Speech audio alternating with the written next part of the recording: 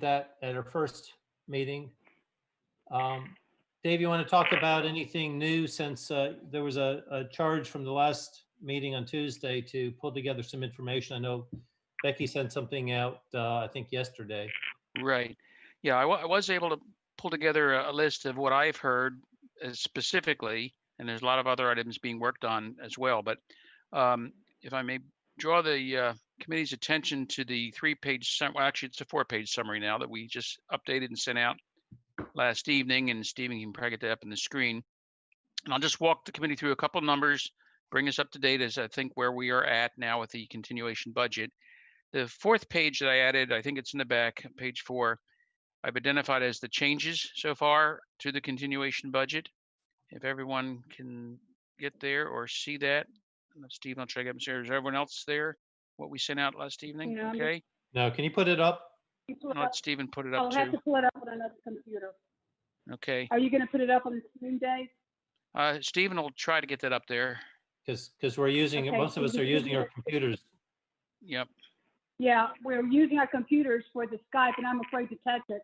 So I'm going to pull in my other computer to pull that up. I understand.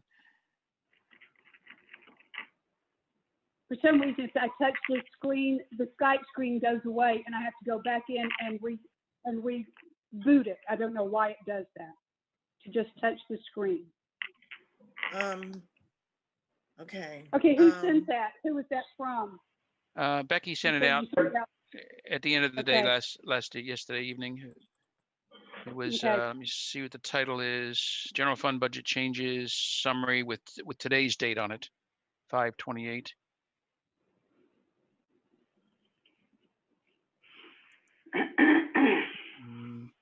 Okay, Stephen can't share his screen, but if you're there, I'll walk through the numbers as clearly as I can.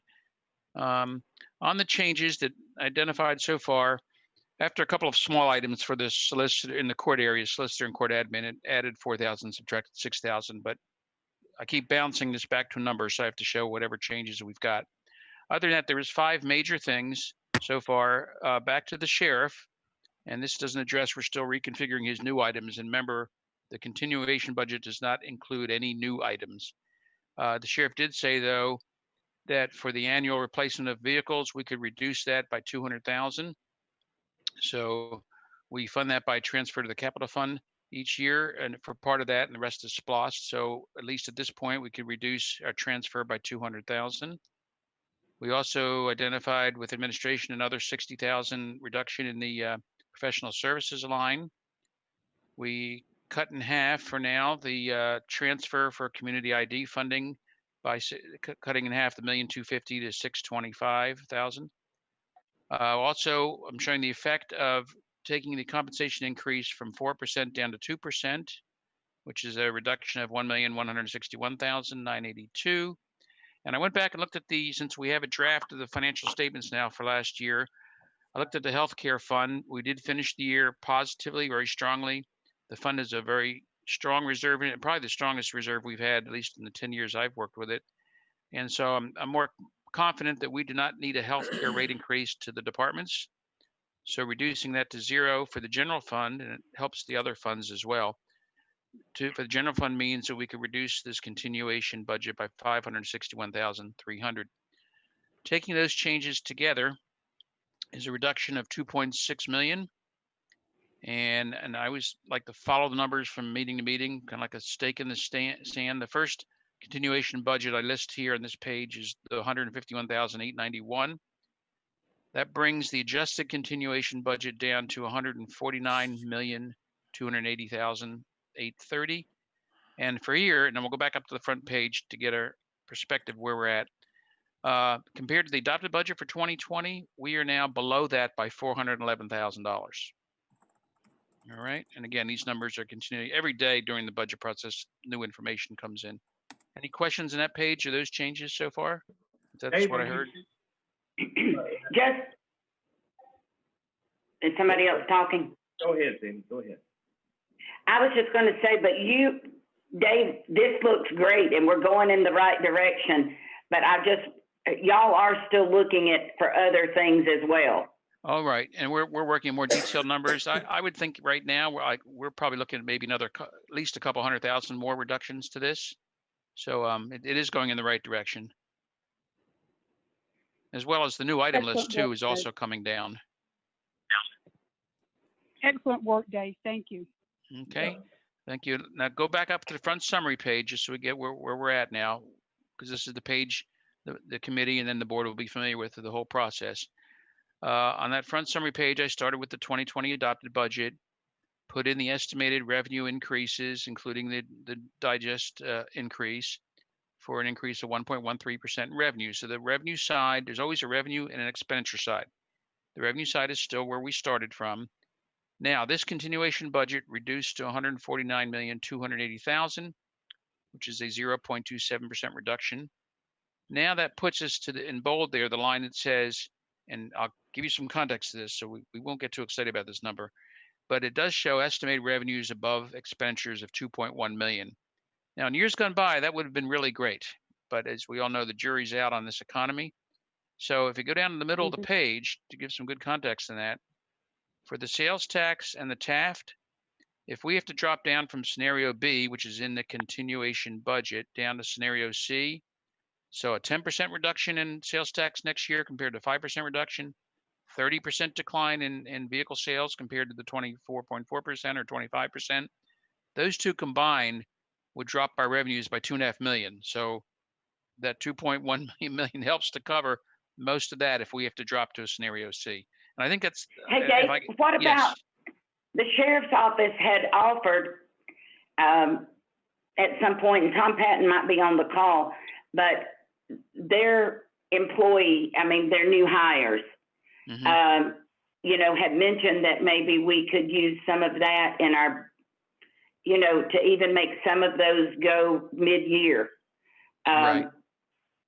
I think that's another place we could look at countywide, is the new positions and the positions that are in place in the 2020 budget that weren't hired, and the new hires that are being asked for. Those are things that don't necessarily take away from, you know, it's a way you can gain some money, or I've seen that done in the past. Right, right. You took two things there. First of all, of course, the current positions in the 2020 budget that are still vacant, if they are held that way through next year, you're right, we can reduce this number by that amount. And then, of course, the next line there, new items requested, the 3.7 million. And that's coming down as we work with the sheriff and others.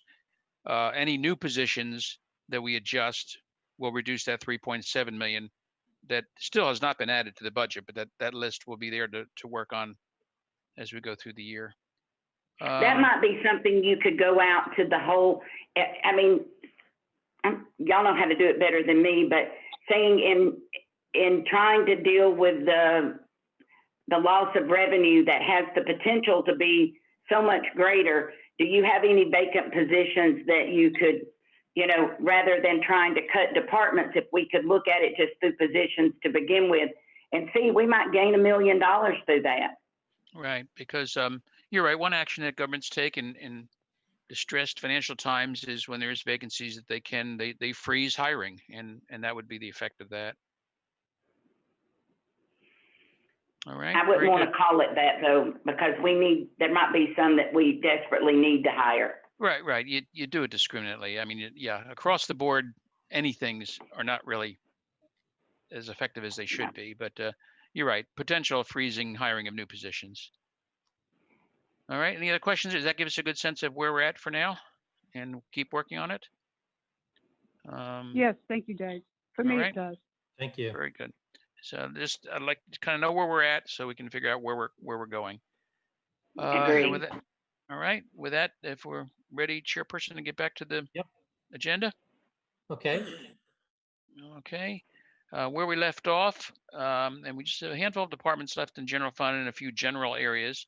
So page 201, which we label as office services. And let me give a brief introduction to this, and I think Donna's on the line because she manages this contract. What this is, for where the title might not be clear to some, is this is well, basically, if you will, in our building there, it's the mailroom, simply put, for those of us that are visual. So it's the contract for the copy machines that are in all the various offices around the county linked together, and the mailroom services, their personnel, and so on.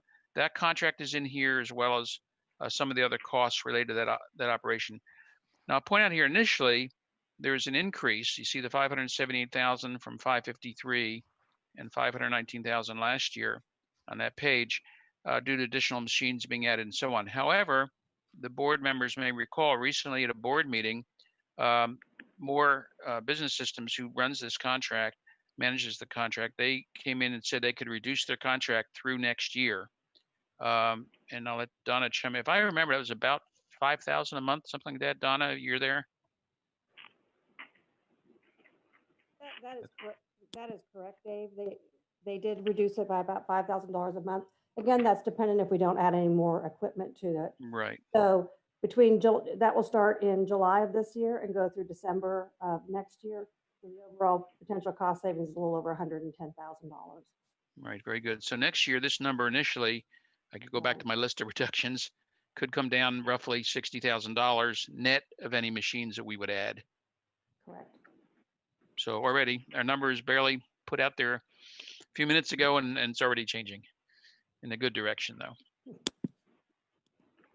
Great. All right. Any other questions on that one?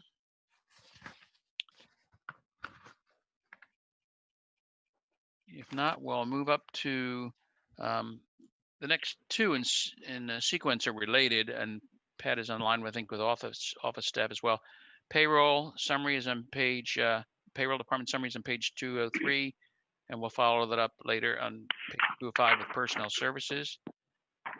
Summary of the payroll is another one of those budgets about as flat as you can see it. It's up a whole $324 or 0.1%. And again, that's because the reduction in operating expenses has offset potential increase in salaries and benefits. And by the way, all these budgets we're looking here for these different departments, the salaries had that potential of 4% reduction. So they're going to drop down by that 2% of that compensation allowance, which staff will be keying those into all these departments. So my next summary will have every department slightly reduced in the salary side. I took that total out of general fund in total just for our presentation. Pat, you there? Any comments on this one? Or I think you have Shannon on the line as well.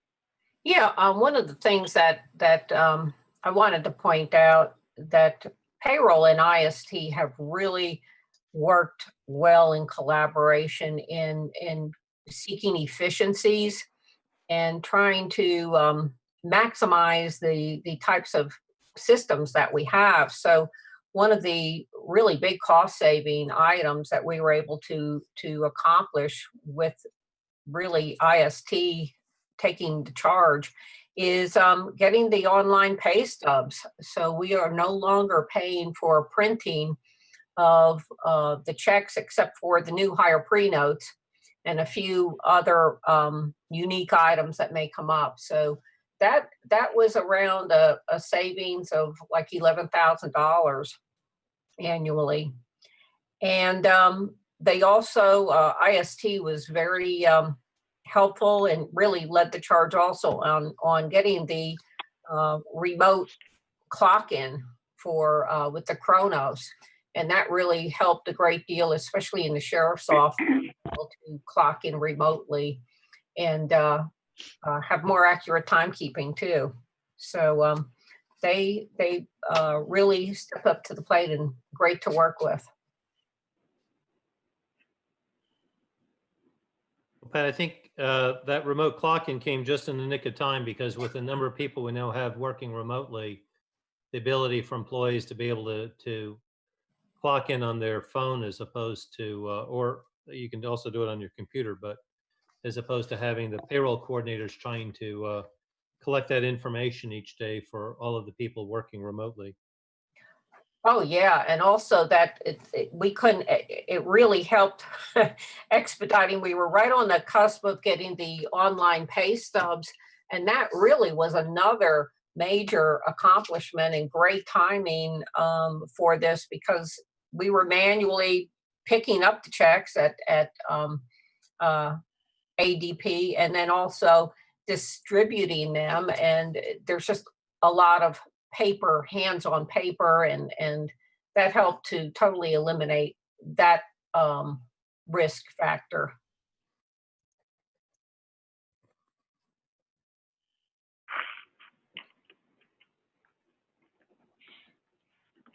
Pat, the savings on printing, is that showing up on that ADP payroll line under miscellaneous purchase services? That should be it there. Yes. Bob. Stephen, come on. Is that Sandra's mic? Is that somebody's mic Yeah, is on? Sandra?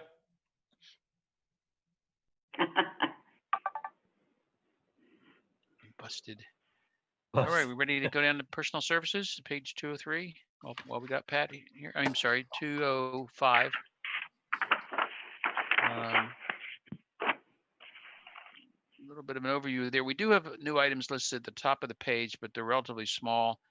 They're requested reclasses, and they're there because we usually do that through the budget process each year and try to avoid doing that in the middle of the year.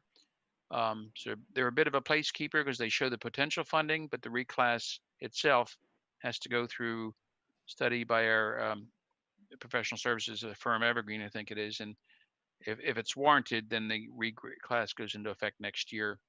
That provides $3,000 there for those. Other than that, let's see, this budget's up 6.05%. The operating expenses are up some, and without looking down the page, I'm assuming that could be some increase in there.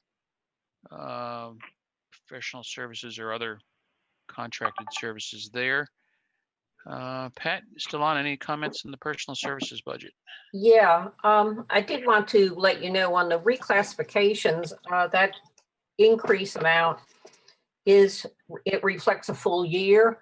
The first one, we would not really need until the fourth quarter, and the second one, the third quarter.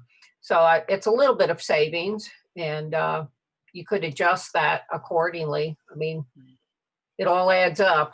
So those two, and that's the reason being is that's in alignment with the time frame that the person has been in the position, and our timing of when we know that we'll have been able to hand off a lot more higher level duties due to their longevity in that job as such.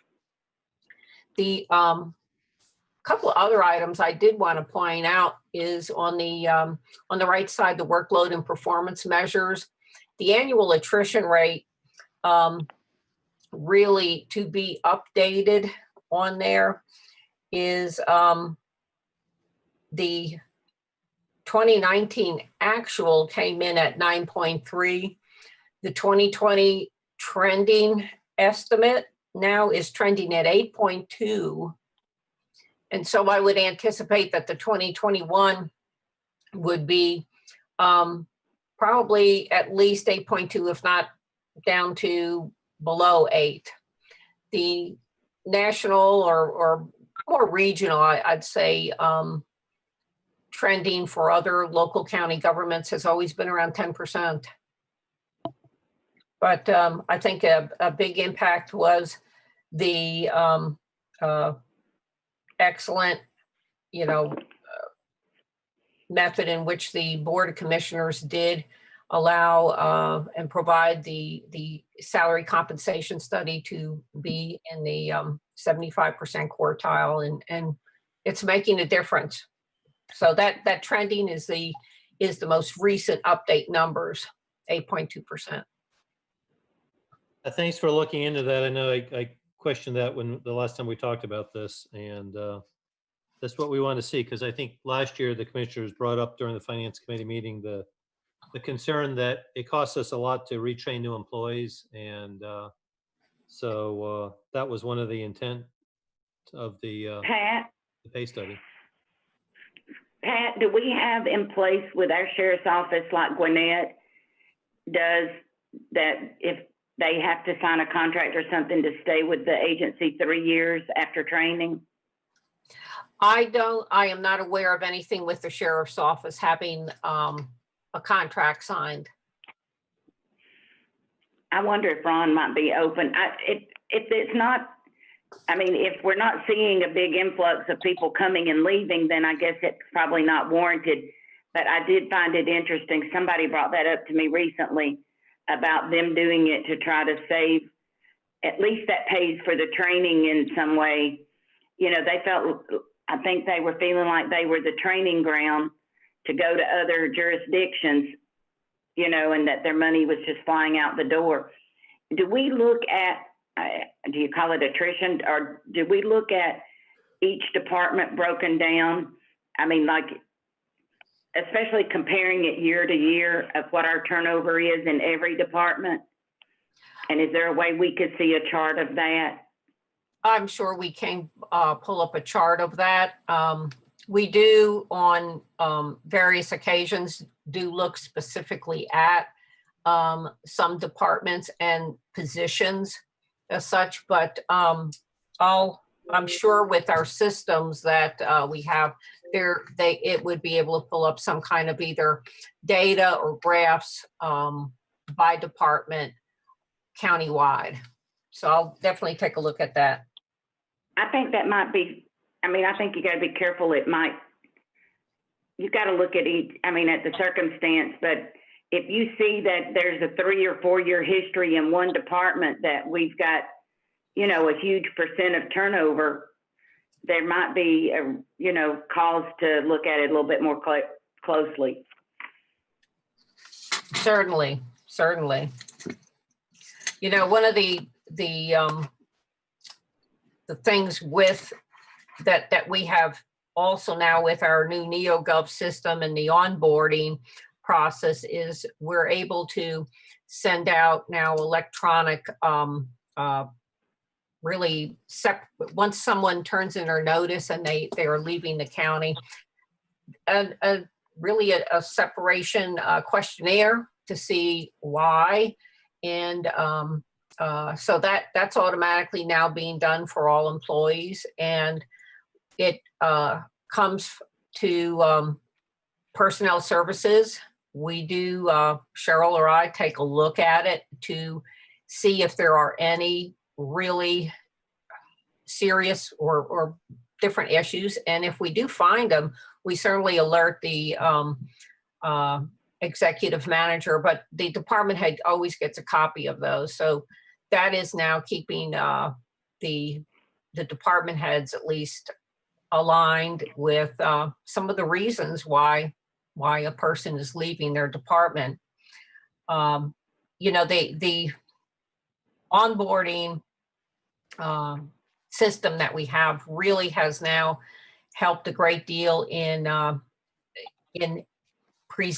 providing almost all of our forms now, new hire forms, and the onboarding is electronically done.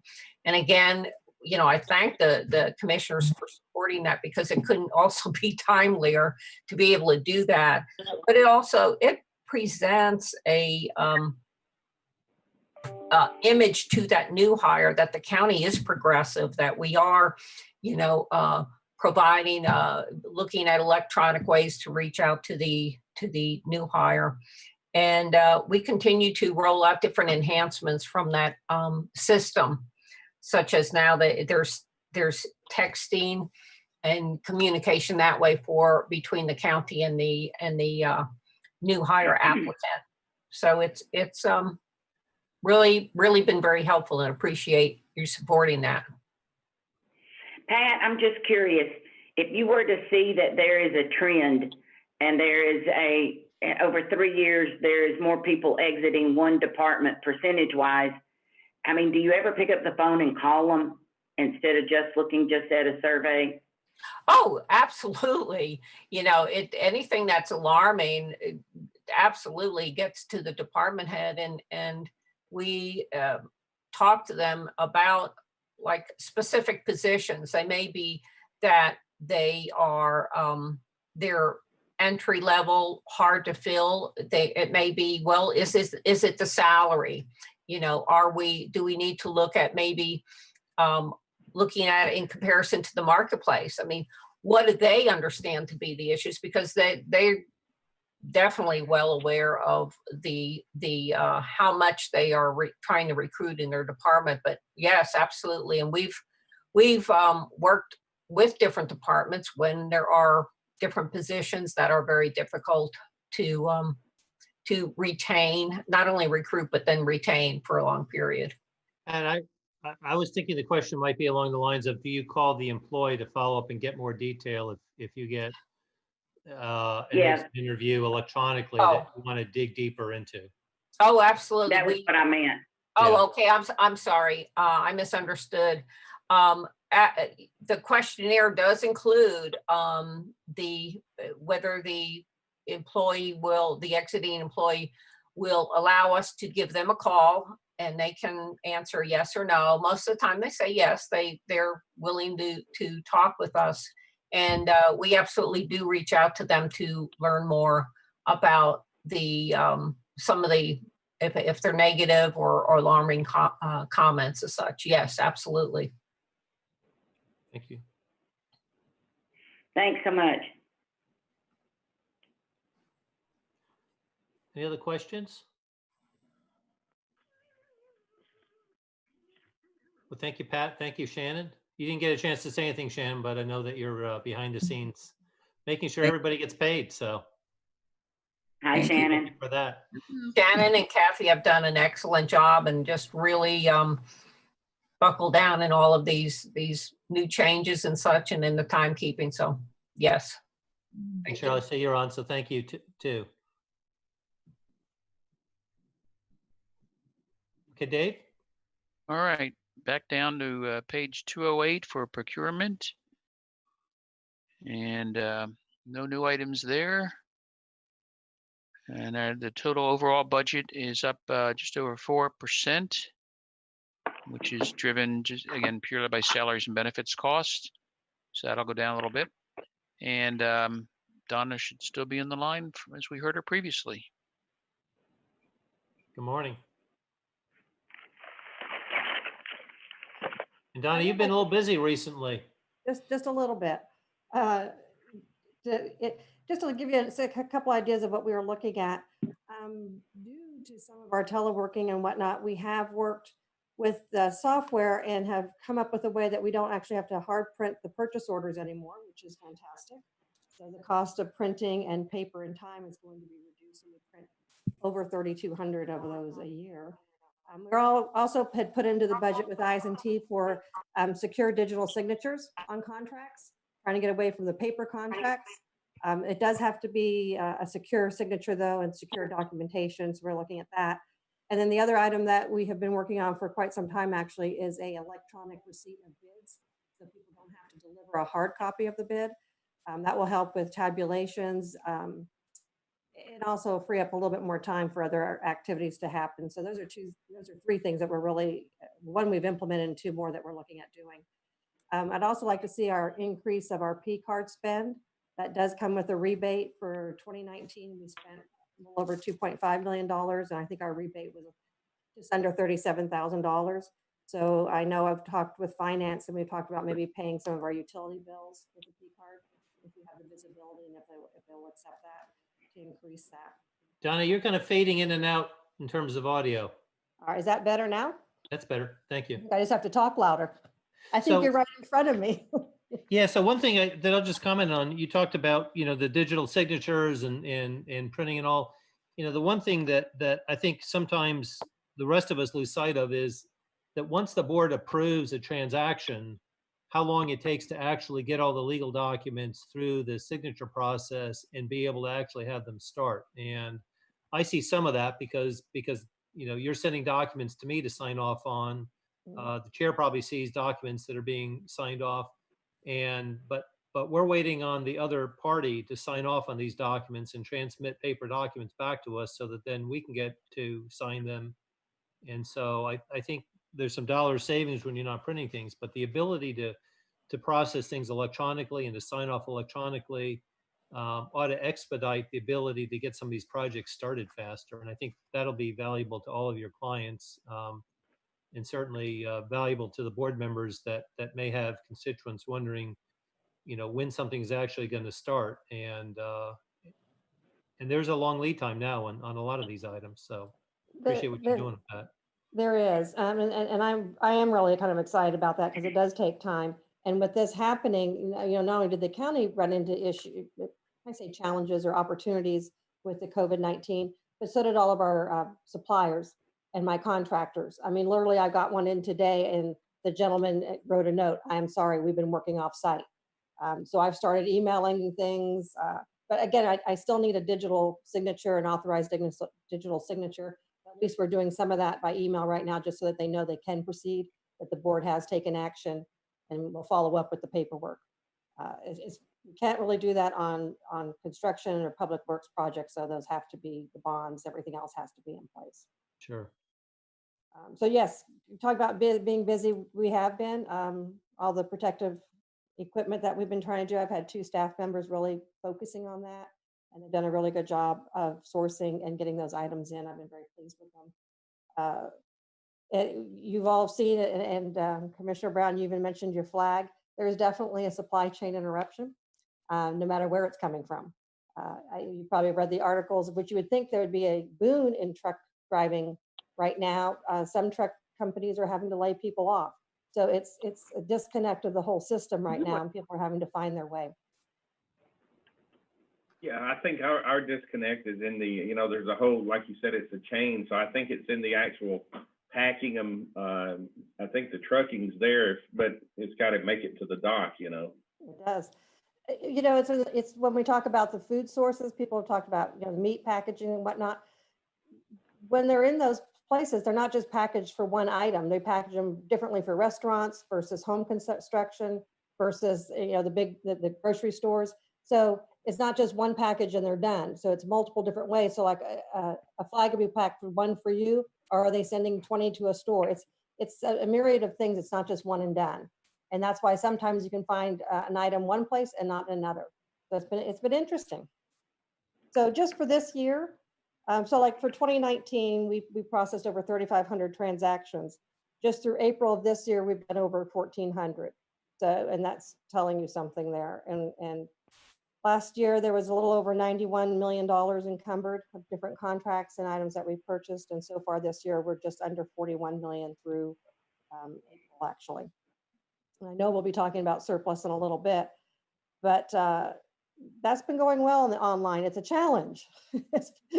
We've been working hard on it, but just this week, we've just totaled over $228,000 in revenue on our surplus sales. So if you have any questions, please let me know.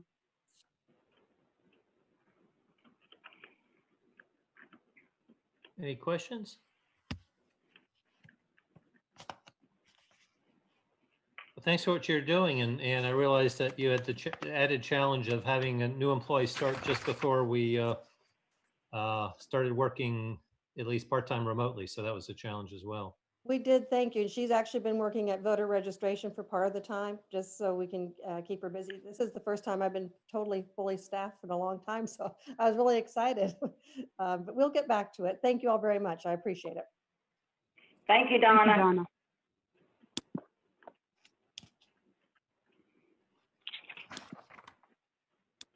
Okay, Dave? Okay, ready for the next one? We will go down to facilities at page 211. I'll get my screen down to that. It's up on the screen already. Just a moment here, and my camera's drawing down my power, so I'm going to turn off my camera for now, but I'm still here. All right. And facilities, we have a number of new items listed there at the top of the page, and these two are even changing almost as we speak, but they'll still be here for discussion purposes. The request of the department at the top of the page included an electrician position, an HVAC tech, and an ADA coordinator. And as under the current service level section is another maintenance worker, and the reclassing of 5 of their trades workers. We'll let Dan discuss what they're doing there. It's kind of a little bit of a reorg, if you will. And then some various repair and maintenance requests from departments. There's a separate list of those. It's into this department's budget where the types of remodelings and changes to current departments, not new facilities, they go in the capital fund, but various maintenance projects, if you will, go into this budget. So it's part of why it's such a large budget. as well as utilities and so on. You'll see down the revenues at the top where charges out to other funds for these services here exceed just over $500,000. Again, because this is a central place where we pay utilities and other central costs, and then we allocate those out to those various areas and other funds, and we cover the cost of general fund departments here for our general buildings like administration, courthouse, and so on. And you can see that in the summary where the operating expenses are $4.5 million in this department. So it's quite a bit different from all the other departments we've looked at. And that's down somewhat, about 1.6% from the current year 2020 budget. And with that, Dan should be with us and Morning, Dan. go from there. Hey, good morning, everybody. Thanks for the opportunity to meet with y'all. I'd like to talk a little bit about the ADA position is somewhat of a new role. The county did have a resolution that was an ADA transition plan back in 2014. At that point in time, I think there was a designated ADA coordinator for the county. That person has left. And I think since then, it's been somewhat of a gap we've had. So we don't really have what I'd call a proactive program for an ADA compliance. It's somewhat managed between myself and risk management. Fire department's been very helpful when we've had questions that come up and we need something to look at. But we don't have a program in place where it's not a continuous compliance program, I guess is what I would say. It's more reactive, that we don't have somebody that's continuing looking at our facilities, doing the types of inspections and everything to make sure that our facilities are in compliance with the ADA requirements. So we put it in our budget. It doesn't necessarily, belong to facilities. It's kind of a shared responsibility throughout the county. But in talking with risk management and the executive risk committee, we said we would put it into the public facilities budget for now. Any questions on the ADA coordinator before I move on? Well, I'll just point out that I know that when I went out to the meeting that Greg Dolezal had on Post Road, that I was approached by someone pointing out that facility at Midway Park is a voting precinct, and questioning whether the door there would be wheelchair accessible. I think our challenge just is there's the potential liability of someone challenging us over whether our facilities are accessible. And the challenge really is that we need to just show that we're moving down the path of addressing accessibility issues. And certainly we know that there's some people in the community that value what we're doing in terms of therapeutics programs, but we also need to make sure that their public facilities continue to meet the requirements. But, as Dan said, there's another element, which is the fire marshal looking that as we're permitting new structures that aren't county facilities, whether they're meeting ADA requirements for the community. So, this may be poor timing in terms of asking for some money at a point in time when we're challenged to make ends meet. But I think that this is something that we have to have a game plan to address. And as Dan said, there was a lot of debate over the best location for this because it relates to county facilities, it relates to public facilities that are privately owned. But there's also the issue of risk to the county and the potential for claims against the county if we're not staying on top of this. Eric or Dan, a question on this though. Is there enough work for an employee to be just this, to occupy 40 hours a week every week? Or is it something that we could have an existing employee be trained for this capability to add to their job and give them a little bonus in some way, or raise them up a level or something if they did it?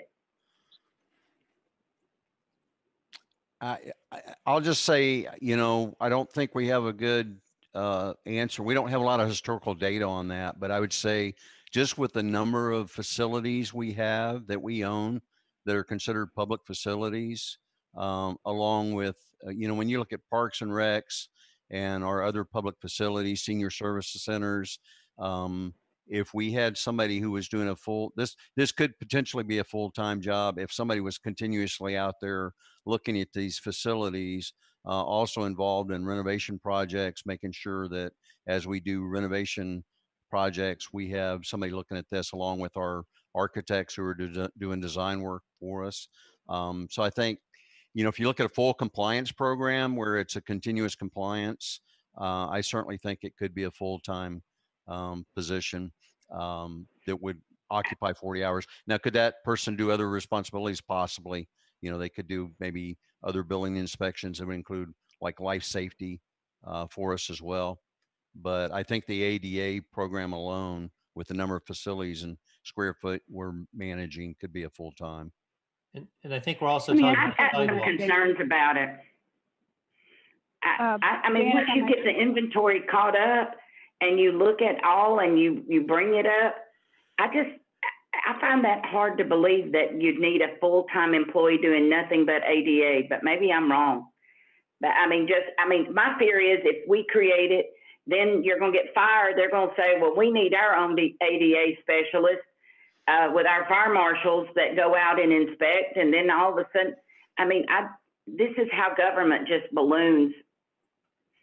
I mean, maybe it's needed. It's just hard for me to believe that once we get everything looked at, that we have enough structures come in. And you're not talking about, I mean, are you talking about just our county facilities? No, Are you talking about this will be the person that'll go out throughout the county looking at everybody? Barry, I know you're on. I don't know if you or Charity want to chime in. That we kind of drew straws to figure out where this might belong within the organization. But Charity, if you want to talk about the risk standpoint, or I don't know that others are going to volunteer to want to have one of their own. I think this was trying to figure out where's the best placement around the county. But Cindy, to your point, I think larger jurisdictions clearly have this. The question is, have we grown to the point where we need to have it for our facilities, for the sidewalks we're putting in as we do road projects, making sure that places like Halcyon do that. There's elements that the fire department has been doing, elements Charity is involved in terms of the risk that we have, and then the issue of our facilities. But Barry or Charity, you want to chime in a little bit on this? This is Charity, and one element that we haven't talked about, and I can tell you just from a risk standpoint, that's a concern, is also the employment side of ADA. When employees request an accommodation, so maybe they have some hearing impairment or some perceived disability, that law has drastically changed in the past 5 years. That has really opened up the definition of disability and reasonable accommodations, so that somebody who really understands and can keep up with the ever-changing laws, with case law regarding ADA. I will tell you, in commissioners, you guys know that we have had some lawsuits surrounding ADA. They're very expensive, very hard to defend. We're talking like hundreds of thousands of dollars, the liability with just one disability claim, just from an employment side. The people that are involved in the ADA, I know, risk management from Dan, we don't have the staffing levels now to be able to address it like we need. But even furthermore, this is somebody who would need to have, there's a lot of training that goes into it. So we would feel more comfortable having somebody that comes in with the experience for that. I know that the prior ADA coordinator that we had, that was been gone for several years, was an exorbitant amount of training that we sent that person to. And we lost that when we lost that person. Can I ask a question? So this is a position we've had before then that went away. Well, it wasn't one position. It was absorbed in the fire department. But when that person left, it just sort of kind of went unattended, and so now we've just tried to address it with a communal approach.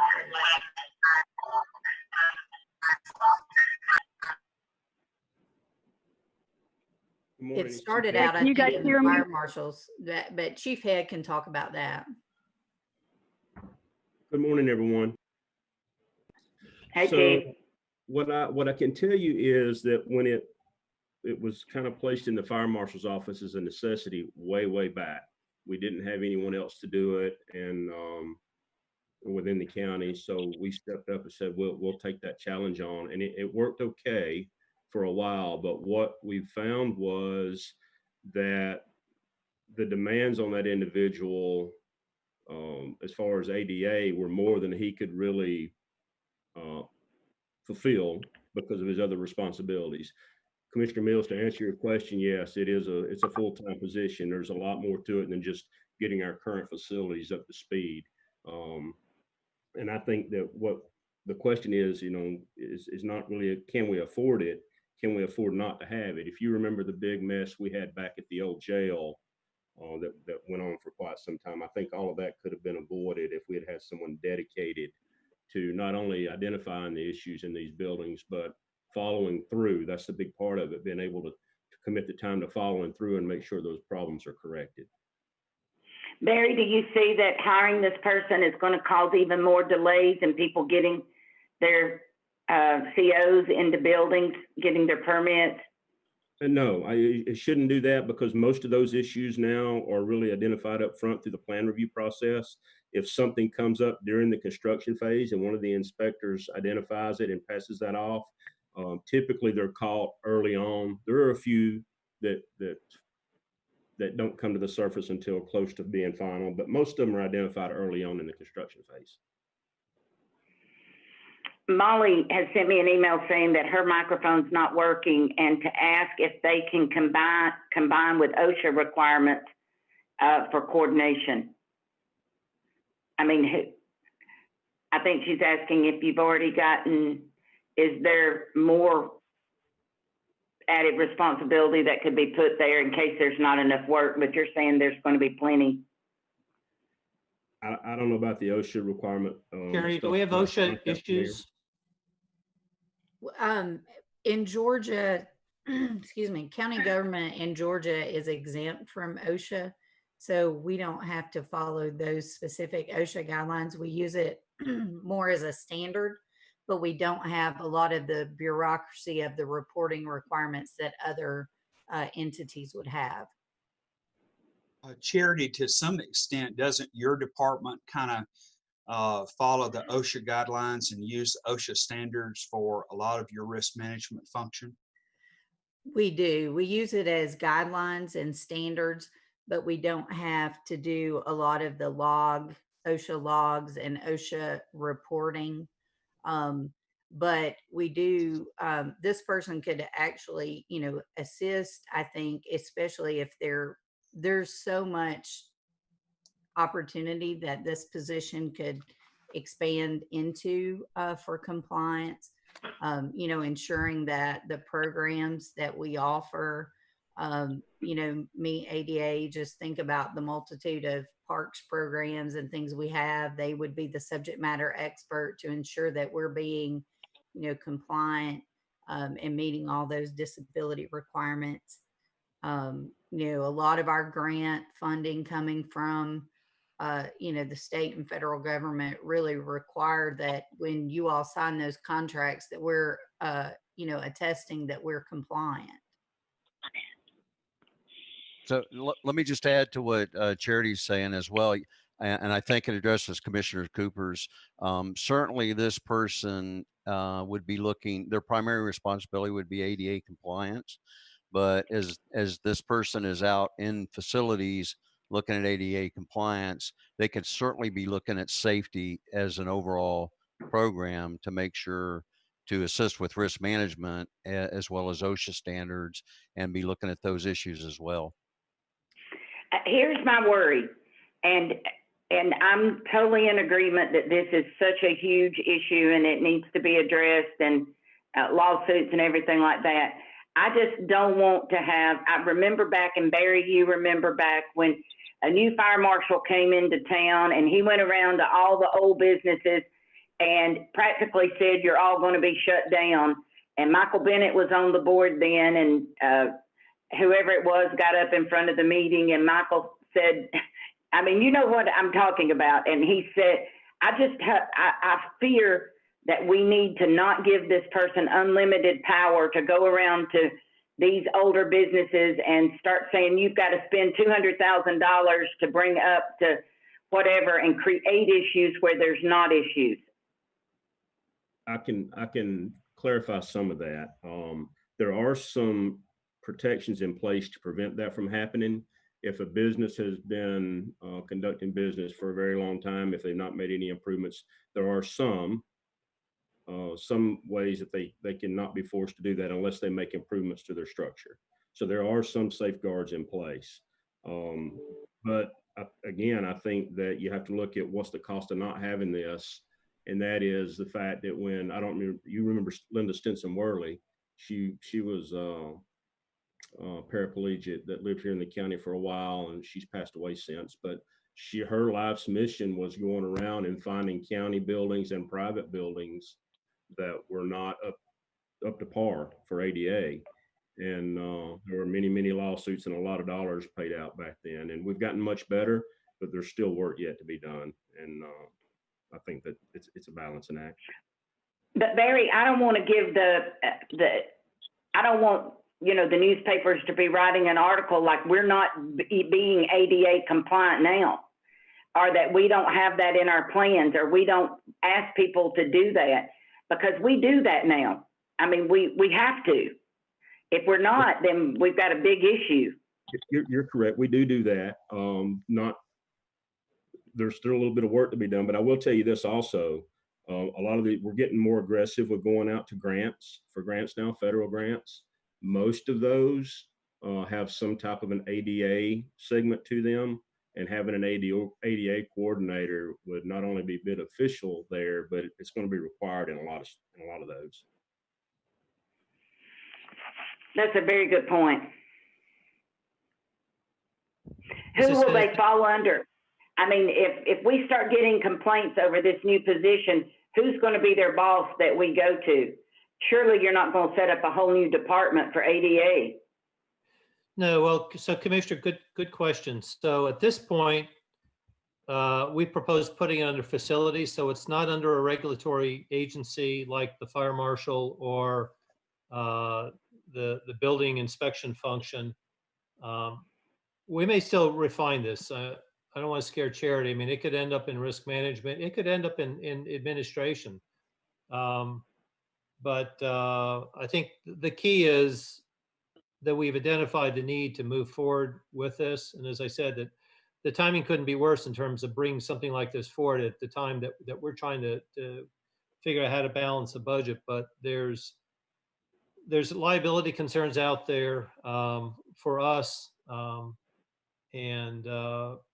You know, but it's a good question. We may rethink between now and when we actually hire someone where the best alignment is in terms of reporting, to make sure that we stay on top of the person and that they, you know, they're not a loose cannon that creates more problems than helps create solutions. But you know, there's a last element, and I know it's an issue that commissioners is valuable to each of you, and that is that I've seen that this person becomes an advocate to ensure that as we're designing parks and other public facilities, that we're looking at making them as accessible to the same people that we're trying to look at with our therapeutics program that we rolled out, with some of the park improvements, and not to diminish what Jim has done in his department, but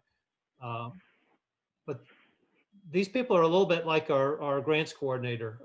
You know, this is something that you don't take this on because you're looking for any job. You take this on because it's meaningful. And a lot of the people that work in this field have challenges of their own.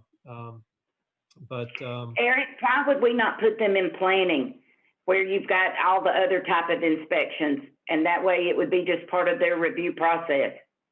Could be. I think the first step is to buy off on the value of having one and then maybe figure out the best location. It reaches so many different areas of our operation, but that's an option. And since Tom isn't on the call, then you might get several hands up from the people that have been talking, but Well, um, Eric, I thought yeah, this but Tim is on the position- call, so okay, go ahead, Tim. Eric, I thought this position was primarily looking at county facilities and remodeling old county facilities and new county facilities. So, yeah, I'm not so sure it's as much of a public outreach.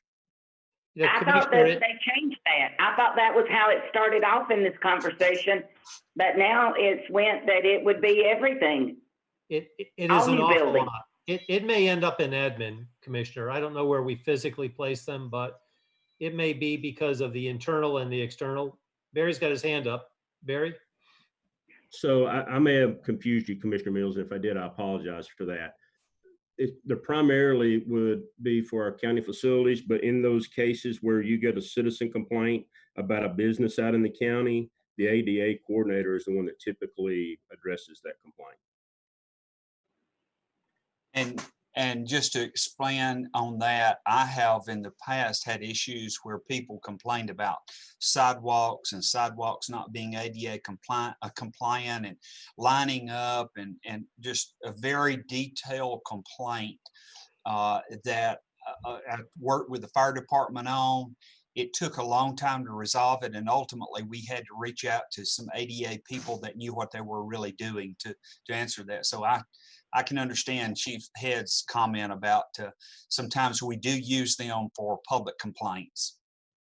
But Tim, I guess I'm been of the mindset that when we're paying these unbelievable fees to these architects and these planners to do our plans, and if you make one comma change, it's $100,000.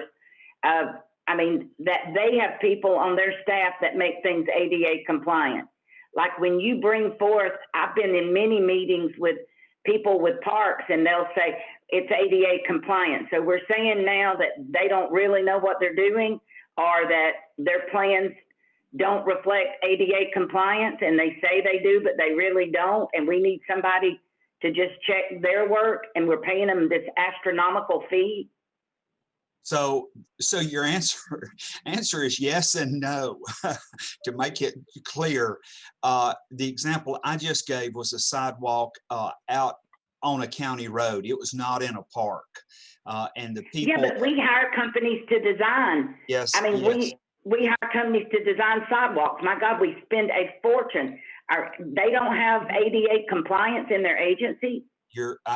And I totally agree with your point. They make mistakes, and when they do, we get called on the carpet about it. But yes, ma'am, they're not perfect and they make mistakes, and I get frustrated with that also. I mean, they draw up a plan and we review it and we find things where it's not compliant. We give it back to them. Well, they fix it, but a lot of times they charge us to fix their mistakes. That bugs the life out of me. And That is wrong.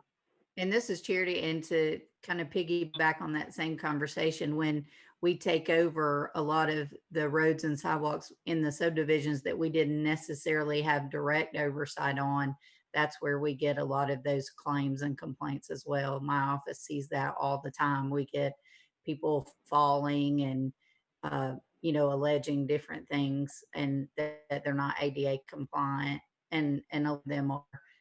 We find subdivisions that we've, taken over the roads that were, a developer has since left. That's another reason I think it should be in planning. But I guess we got to have it.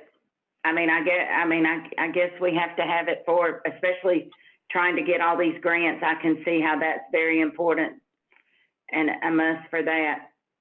But it does seem like if we have companies, if we hire these companies and we put in sidewalks based upon them saying it's ADA and it's not, we should mark and not use that company again, or put some type of identifier that they can't be trusted.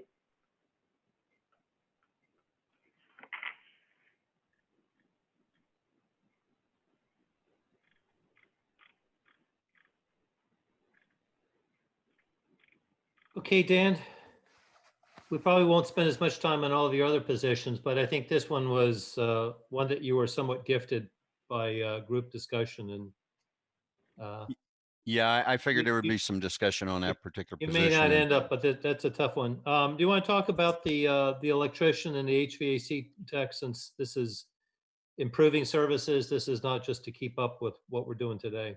Yeah, so one of the things we're trying to do, and our department has evolved. I think I've been here not quite 2 years, I think, but we're trying to move toward a more proactive approach to maintenance instead of having a break fix strategy. We spend a lot of money on capital assets, and we want to protect those assets. So we want to move toward a more preventive maintenance, a proactive approach, so that we're maintaining these assets and we extend the life of them.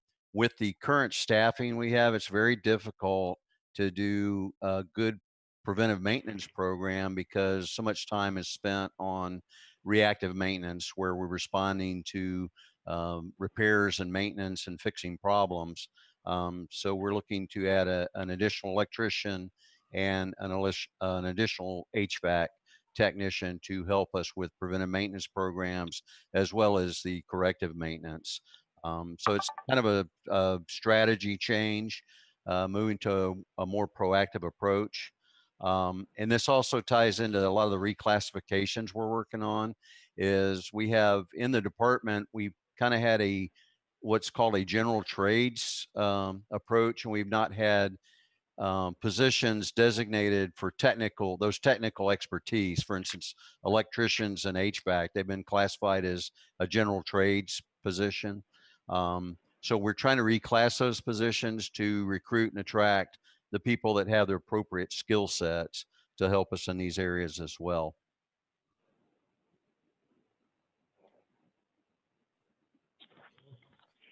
Would that also be a position that would look like at, say, when they built the courthouse and jail and they were putting in a certain air conditioned unit, that somebody might be able to look at it and say, no, that's not the quality we need?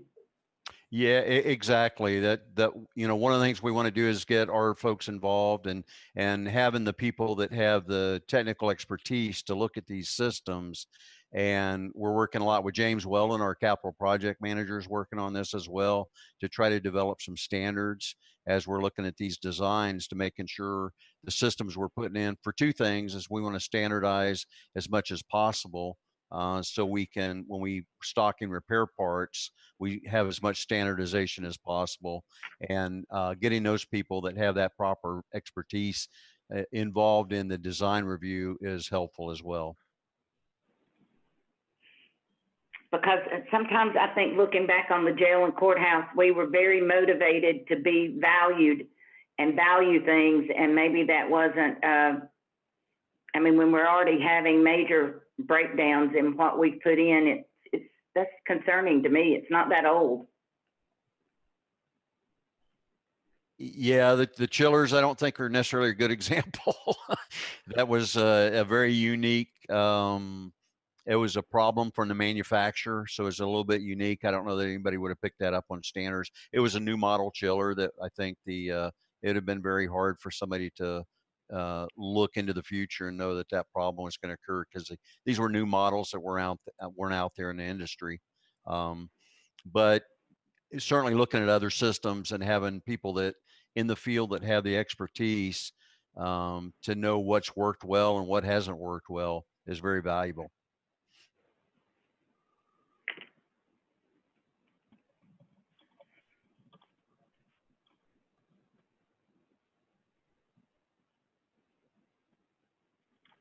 Dan, with the current timing of the new juvenile justice, is that one that we can slide back to 2022? Yeah, Eric, that's correct. Becky and I talked yesterday, and the timing on that was thinking that building was going to come online earlier. So I think we can probably pull that maintenance position that was going to be allocated toward the Juvenile Justice Center. Okay. Can you talk a little bit about the maintenance request from departments, the 192,000? Sure. I think Dave alluded to it a little bit, but I think historically what has happened is departments would put in their individual budgets, certain amounts for renovations or maintenance requests for their buildings. And we've kind of consolidated that. So the process we have in place, which has worked really well, is those come to us up front. So we get, thank you for pulling that up, Stephen. So we get requests from the department. So we have an opportunity to look at those at the beginning of the year. And these are items that we put in there for renovation and project. Now, some of the outliers might be that, like the fire fund, where they're funded separately, that those would be in a separate budget still. But a lot of these for the general facilities are now in this budget. What about Matt School, historic Matt School? Are we putting anything in any budget, or does that fall under Park and Rec? Or, I mean, when you, I'm just curious, maybe Tim. Anything, as you know, what we're working on right now is we did get we're working with to get an architect firm on board to kind of do an assessment of the roof and the windows, and we're working on that now. But we haven't really budgeted any money for any renovations to that facility. I mean, we have a great need, and I've even got a restaurant wanting to look at renting and going in there for the community building, but we're never going to get it done if we don't put any budget anywhere for it. Dave, would that be a capital project? Right, that would be, but I agree, the commissioner's correct. I don't think we've put anything in the budget yet for it, so, but it could be allocated out of capital funds in that capital outlay fund. The longer it sits with nothing going on, it's going to deteriorate more and more too. And I mean, I've got a guy wanting to do the roof, and I think I could sell the windows, but the air conditioner, you know, the bathroom and air conditioner are huge things that have got to be done. That's correct, Commissioner Mills, and that is in the scope of work we have for this architect to look at that. Because one thing we do want to do is get that building condition so that we can at least maintain the infrastructure. So that's something we're looking at now. Now, we don't have budgeted money for renovations, but we've got money for the design work that we're working on. I mean, can somebody look at that? If not, I mean, the building's going to decay. The only reason that building was in as good a shape as it's in because it's always been rented and somebody was inside of it. And I don't think any taxpayer would want us spending the $500 and something thousand to buy it and then more for the parking if we weren't going to do anything with it. And we were just going to let it sit and deteriorate.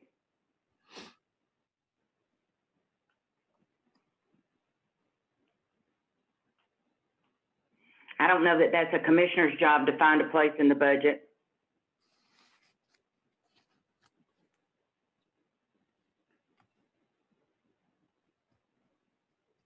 Dave, I guess, should I work with Becky on that? Look at our capital program and. Right, well, you can update the numbers, and that last number I remember seeing was like about $1.5 million, but if some of that's donated, that could come down. Yeah, so yeah, correct. you just provide for us the latest numbers. We can identify options for the board, but then the board allocates it.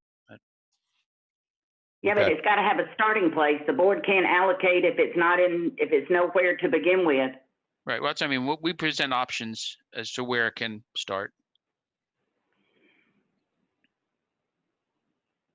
I'd rather plan ahead than it just be sprung, we need $1 million and it not be planned for. Isn't there something in Park and Rec for it? Well, so this all comes into your discussion of having a 5-year CIP, which to some extent you have pieces and parts, but you don't have a comprehensive one. There's a 5-year parks plan the board approved last May. Wasn't updated when the Parks and Rec Board suggested you update it, so you still have a plan in place that covers this year and the next 4.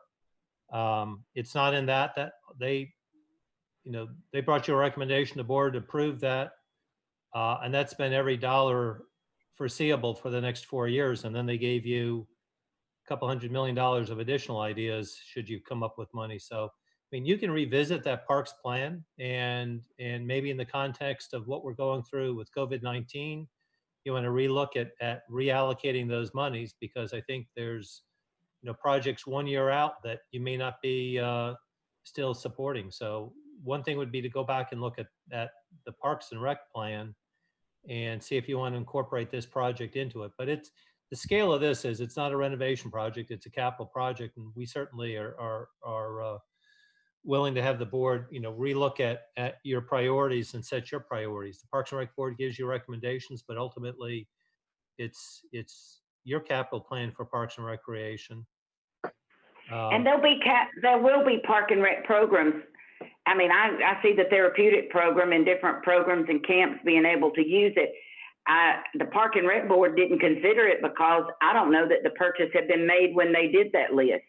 And that's a good reason to update that list and relook at it. But the budget process is an appropriate time to be looking at the capital plan for the next few years. And you can update that plan anytime you choose to, but at least it gives us on staff, direction of where you'd like us to go and what's coming up next, so that we're aligning all of our other resources to get there. So, commissioners, anytime you'd like to bring that, back up, we're certainly there to support you in bringing you the opportunities, and let the board give us some direction as to your priorities. But I think the board's been very, yeah. I think the board's been very clear that they are not happy with the way that list is prioritized, and that they want to I've heard that over and over again. Yeah. I think it's just been put off because it is so contentious. And I don't know, Molly, and you heard that over and over? Yeah, I've been complaining about it over and over. And that list does, we've revamped it, as a board, and we've had, some disagreements, but it's time to vote on it. It's time to get that list out there and vote on it by the board. So we know exactly where we're standing and what's prioritized. And some of these things really do need to be reordered as far as the organization when we get to certain projects. Again, starting something brand new that doesn't even exist makes absolutely no sense when we have other things that need to be renovated, need to be fixed. Great. If you want to schedule that item, put it on an agenda, we'll be glad to bring the existing list for the board to work from, and as well as projects like this that don't currently have funding, so that you can take that on, and just tell us when the timing works for you, and we'll bring the materials necessary. Well, I'm okay with it for the next work session. I think that we need to have instead of getting in a brawl just right out in the work session over it, I think though there needs to be some serious looks at, is there a possibility of obtaining East land for a park? If there is, then we need to have a roundabout number of what that should be. I mean, I hate to go forward and not have all the information, that's needed to go in there, and then vote on it and wish we had done it differently, if you understand what I'm saying. Sure. Well, as a starting point, would you like us to send you the list that exists today? I mean, it's the list the board adopted last May. And that gives you a sense of what projects may be on there that you want to push back. My recollection is that East County Park is not funded in 5 years. It was on the list of additional projects that the Parks and Rec Board gave you a list of. I suspect, thinking that if you were willing to do a parks bond, that you'd go further down their list. But you can reprioritize that list, and we have that, Dave, right? It's probably on our website at this point. Well, actually, in the CIP, we added the list of unfunded projects. I think that we've looked at that list. We've had that meeting, and as Commissioner Mills, I understand not wanting, for us to have another contentious meeting, and I respect that completely. But we, as a board, I think 4 of us have seen the idea of creating a brand new park that does not exist, that has nothing there whatsoever other than a land purchase. We did vote on going forward with the design on that particular park. We did agree that that was not to be started, and that these other projects were to take priority over the groundbreaking of something brand new. We've already had that meeting. And I don't know where that list is. I would like to see that one. Well, Commissioner, what we I'll need tell you you to what we do. need, Eric. Yeah. We need to know what the overage is looking like. That's the reason to go back to the board, and that's the reason we need to have a relook at it, is that every park is coming in over. The money we had budgeted for Lanier Land, we're not going to be able to do the tennis courts because we don't have enough money. The money that's been, Sawney Mountain Park is coming in over. I mean, we need to have those numbers so we can make an educated decision. When we get thrown into a meeting and all we have is, oh, I know Lanier Land's going to be more, but we don't know how much more. Okay. I mean, that's where you look at it and you say, why would we start a park that when we were told back when we bought it that it wasn't going to come forward, and now it has come forward, and the board's being blamed for it when it should have never been brought forward to begin with. Staff said that. Staff was in the meeting. That it was told we need it to land bank, and it was never going to be put ahead of projects that have been waiting for 10 and 15 years. And now it's the board's fault because staff brought it forward way before, really, they did exactly what they said they weren't going to do. And I think Sharon Springs has been waiting since I sat with them in 2008 and asked them to vote for that park bond that all they asked for, the whole entire booster club at Sharon Springs, was to have that park extended, that they were bursting at the seams. They've been sitting there waiting since 2008 to get that, and it's going to come in over. They're all coming in over, and we're acting like we can just make money and we can just do it all, and Denmark should just happen because the Park and Rec Board said so. Well, the Park and Rec Board did not have all this information about all these other parks coming over. They made a decision in a silo. Part of that, I think that it has been, at one time, there was somewhat of an assumption that there would be a Park and Rec bond. I think that I know, I agree with you, Commissioner Mills. Anything as far as a bond goes, we need to look at this list of parks priority. That needs to be looked at without even thinking about a bond. That needs to be looked at with what we have and what we can afford to do. That's how that priority needs to go. And again, the idea of something brand new, a brand new groundbreaking being at the very top of the list makes absolutely no sense. It is fiscally the most irresponsible thing I have seen since I've been a commissioner. And I will fight that one tooth and nail continuously.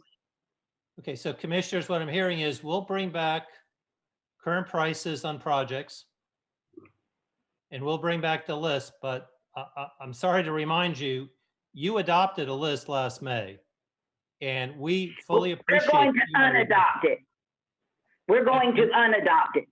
And that's what I'm saying. As soon as you schedule that for a board discussion, you have the opportunity to change that. But until you do, staff has a list that the board adopted last May on the recommendation of the Parks Board.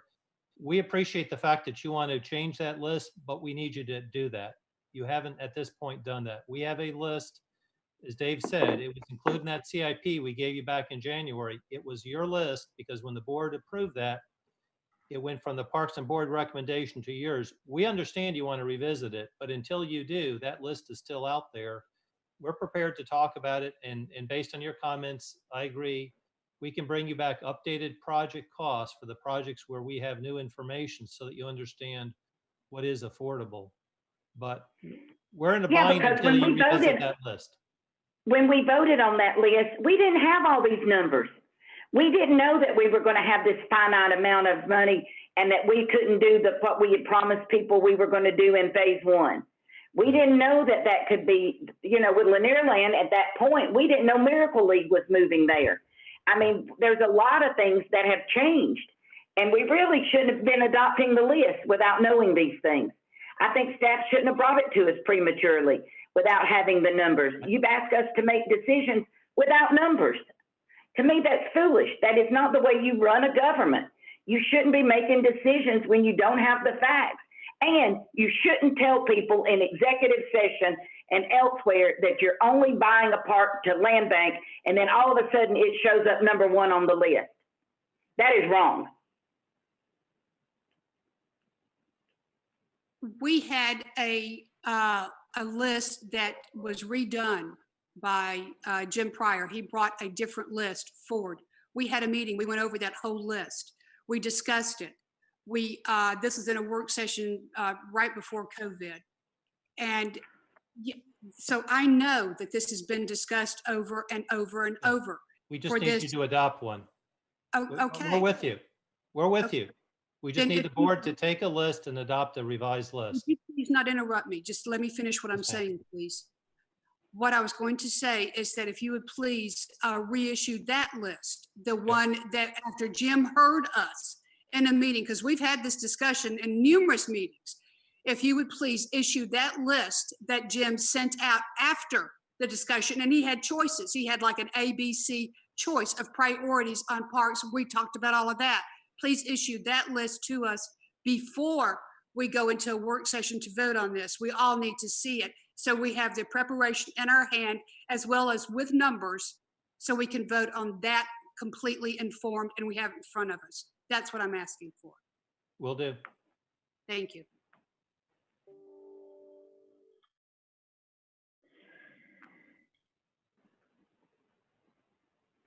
All right. Any other questions on facilities?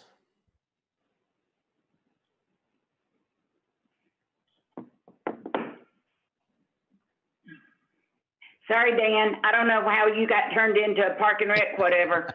But this That's is a okay. very Thank you. Thank contentious you for your subject. time. Thank you.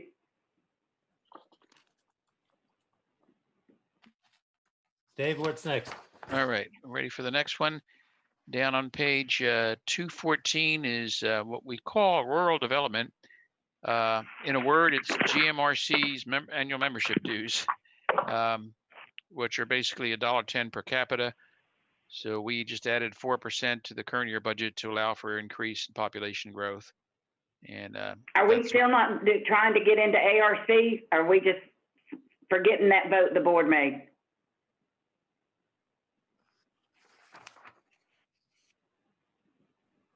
Yes. that Where goes are to we, the- Eric? Goes to next legislature, right? Or go ahead. Yeah, well, we've had Vivian and Tom working on collecting data that we can share with DCA, which is the next step. Get them the information so that they can then schedule a meeting of the DCA board and decide prior to next year's legislative session. So But we don't need to wait and I agree. be in the midst of it and say, oh, we're too late. We didn't get it done again this year. I agree. When do you have to have it to DCA to get it to the state legislature? Well, I think they have a meeting scheduled in September. That would be the meeting to make sure that we had it to them so that they could make that decision. I don't know if the DCA board has been meeting virtually or not, but we can check with that. I'll make a note of that. Thank you.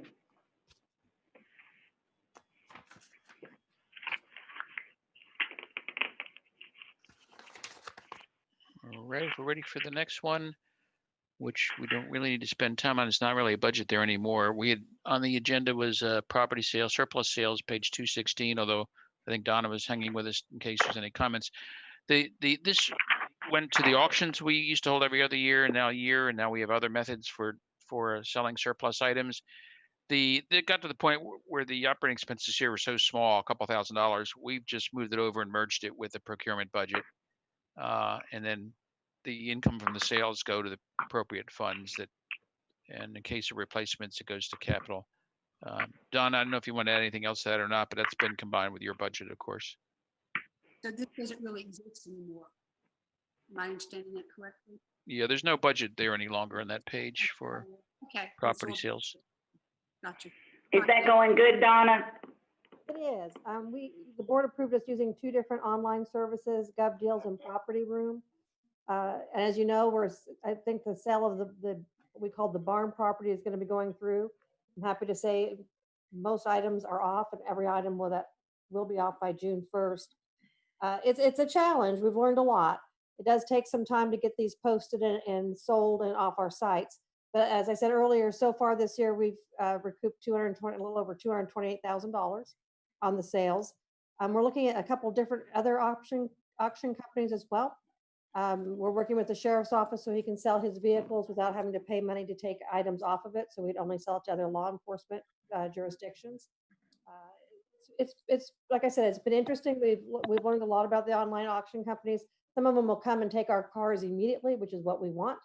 A couple of the bigger pieces of equipment we have to sell on site. So that's been our challenge, but we found another little location to store items, hopefully for no more than 2 weeks at a time. So thank you.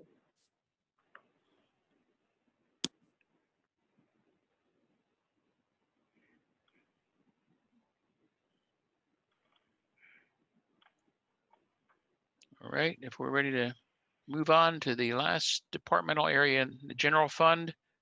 On page 231, we have the training and development budget. Now, this is an area which has not really been staffed and functional on its own yet. This area was also moved over under charity last year. And if charity's still on, she might give us an update of where we are, and we've started to pursue staffing this function again for countywide training. Yes, so this was reassigned and we had advertised for the position and I was going through applications and had narrowed it down. COVID came on board. So I didn't think it was a good time to kind of try to bring someone of this position into the organization while we were dealing with the COVID, plus just the whole hiring and interview process for something like this. But as things start to calm down, this is a position that, we could look at. I think it's definitely needed and warranted, but I also am very conscious that, the future is unknown. So that's kind of where it is. I know training is very important to the organization, some standardization. One of the things that I think would be very beneficial is a learning management system. There was some money from last year that I think Dave allowed me to bring over for this year. It's probably not reflected in 2021, but the this position would just be very much for development, professional development for employees. And especially as people are promoted to supervisors and management, I think we've identified some gaps there to train supervisors, managers, and develop them. Part of risk management and in the organization is talent management. And as people retire and move on, I think it's important that we have and we look for transitional plans and opportunities within the organization, and also to reduce liability for different claims that come from employment practices. So at this time, Charity, you don't have anyone in that position for the 2020 budget at this point, correct? Correct. So I have not hired. I've kind of narrowed down the applications and still in the recruiting process. And that was just something that I kind of set aside while we were working through the COVID. Okay, thank you. Appreciate that, Charity. Thank you. You're welcome. I don't have any questions on it. Yeah, I don't have any. Okay, moving forward to the final three areas in the general fund budget. Down on page 236 is our general fund contingency. This is usually set aside and available for unanticipated expenses that come up during a year. We just for now repeated the same $510,690. This usually ends up being an odd dollar amount because it when we finally balance the budget to the dollar for adoption, this is our balancing line. So if we're over or under a few dollars either way in balancing general fund, this is the line where we adjust to balance the general fund. But it's for unanticipated items. And until this year, we have not had to use it very much over the years that I've been here. But this is where it's helping to cover upfront anyway our COVID cost. And then we hope to get reimbursed for those. Dave, do you want to explain why you won't show actuals for a contingency line? Yeah, once we make budget transfers from here to the specific functional area in the general fund where we spend the money. So whether it's general government overall or a particular department, that's where the expenditures occur. So we move the transfer with board approval from here to a particular department or function. This is our safety net. And That's we it. will be getting those numbers. When do you think we'll be getting those COVID numbers? Do you have any projection on that? Do you think we have them by the end of June?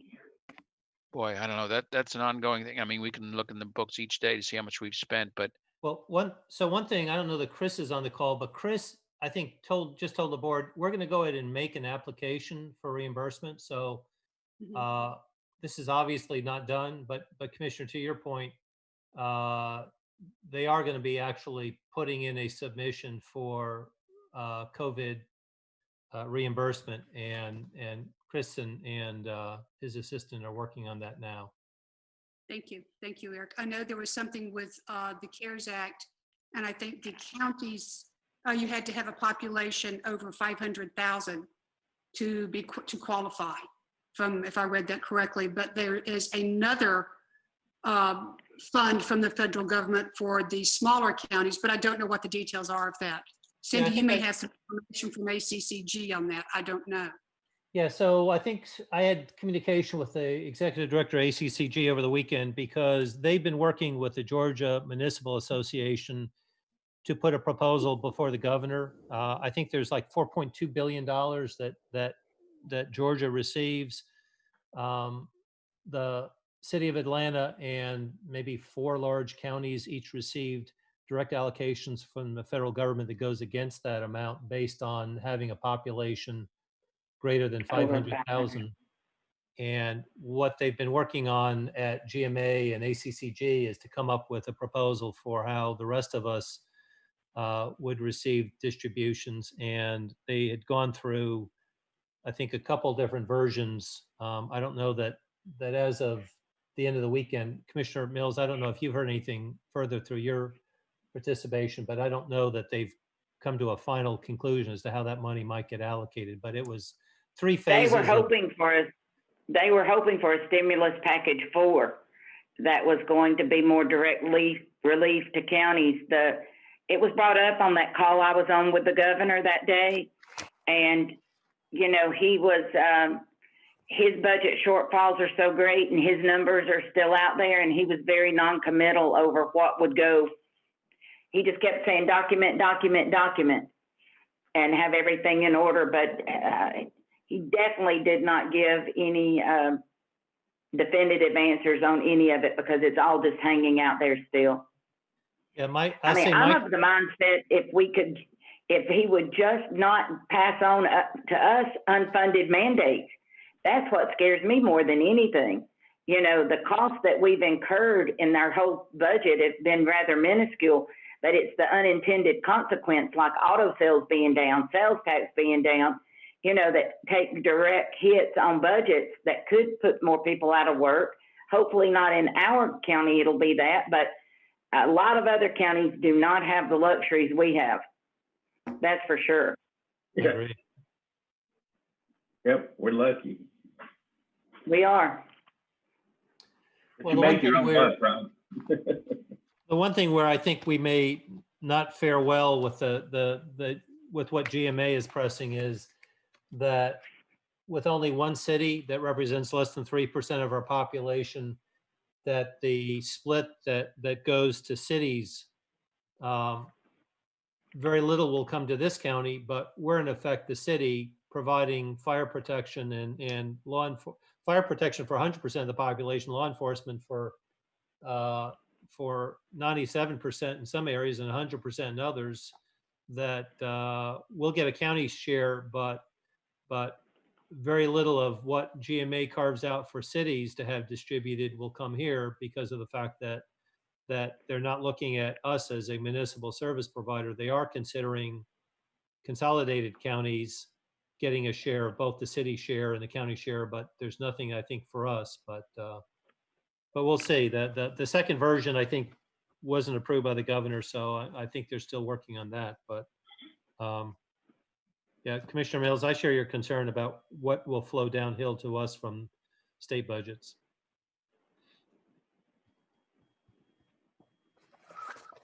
I don't have any questions on this one either, Dave. Thank you. Okay, I'm good. we're ready. We're ready for the last two areas. We'll move down to page 238 and just a word of explanation about this. It's titled Retiree Benefits. If you've ever heard the term in business or anywhere called OPEB or other post-employment benefits for the county, this is it. It's the only one we have. This is where when someone retires from the county, if they've earned enough points between years of service and their age, they may continue to participate in our health insurance program just as if they're still an employee until age 65 when they can get Medicare. We're required accounting-wise to, this is part of the total health care program, but we have to record this OPEB or retiree portion in the general fund separately for disclosure purposes. So we transfer the funds to here from the health insurance fund. But what you see here, the 1.7 million, that's the estimated costs and claims each year from those who qualify for this program and have retired and are still participating in our health insurance. So it's a significant number. And of course, employees will tend to hold on to this if they qualify and they have some major medical expenses coming up. So we often see this jump up and down by a few $100,000 because of the claims that come in. But that's what this budget is. It's we don't control it directly. We try to estimate it.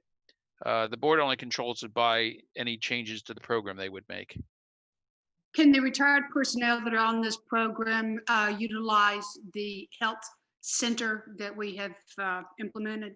I believe they can, because the rules are if you're part of our healthcare coverage, you can use our health center. So yes, I think they can. Okay, thank you. No questions here. No, All right. none for me. And with that, we'll move down to what we call our general non-departmental area of the general fund, and I'll explain what's here. There is something significant on the expenditure side.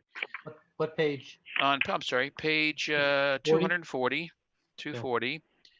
And you'll see a big revenue number there. And this is what we call our general revenues, meaning our taxes and all of our other revenues that are not department specific.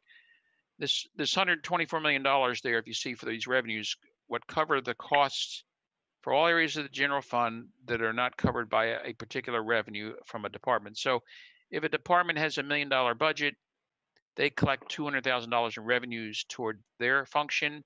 The other 800,000, if you will, comes from this overall 124 million. If you may recall, at the bottom of each of the summary pages we've worked through in these meetings, there is a net cost to the general fund of each departmental area. This is where that comes from, this 124 million from taxes, sales tax, property tax, other fees, and charges to the public, alcohol, excise tax, and so on. On the expenditure side of this, two things. The big number down there, the 10 million, is the transfers to other funds we've talked to before, to the capital fund and to other funds where we transfer general fund monies out.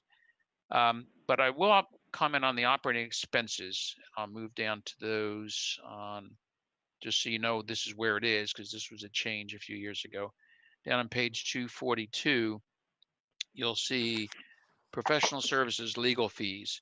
Up until about 3 years ago, every department had their own legal fee budget, and they could have, it was difficult to estimate it because it would jump up and down depending when they had legal cost.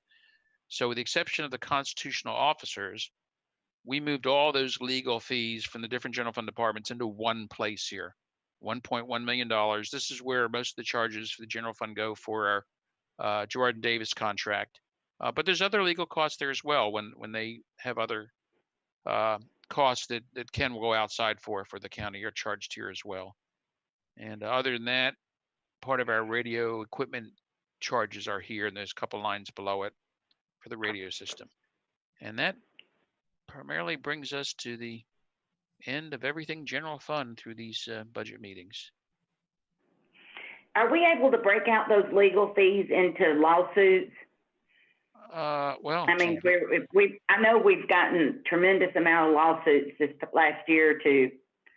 And I would be just curious to say what's regular, you know, what's your regular course of business versus, I mean, not that we don't always get sued, but we've been sued a whole bunch lately. Yeah, we don't track them on our side by case. Ken, I'm sure would have those if we asked Yeah, him for Kim those. provides a lot of detail with Yeah. his charges, so he might be able to accumulate that if you're interested, but Commissioner we get Mills. we get a paper document from him. Charity, did you want to talk about that? Yes, I was going to say that Ken and I have been working really hard in the last few months to with our origami system where I track all the claims and lawsuits. We are trying to get all of that in there. So when we do get a lawsuit, I set a reserve, how much Ken thinks it'll cost to defend. And we have that. I have a lot of that information, especially those that are through ACCG, but there were some that, you know, may not have insurance coverage that I've been working to try to backtrack, and finance is also assisting me to be able to provide those. We have the capability to provide reports, you know, to kind of show you what claims are there. So we can definitely work on getting you guys some of that information so that you can see, you know, the financial you know, impacts of a lot of those claims and lawsuits. That'd be wonderful. Thank you. You know, You're one thing I can add here is, though, while we do not charge these to specific departments any longer, they are still sent to us, the billings, and I think we still have internally tracking how much costs per department, but it's all charged this one line. And then too, you see the impact of the total legal cost to the general fund overall.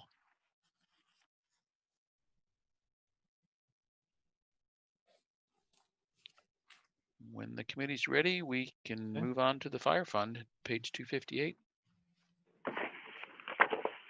I'm good. All right, page 258. I want to move down to that on my screen.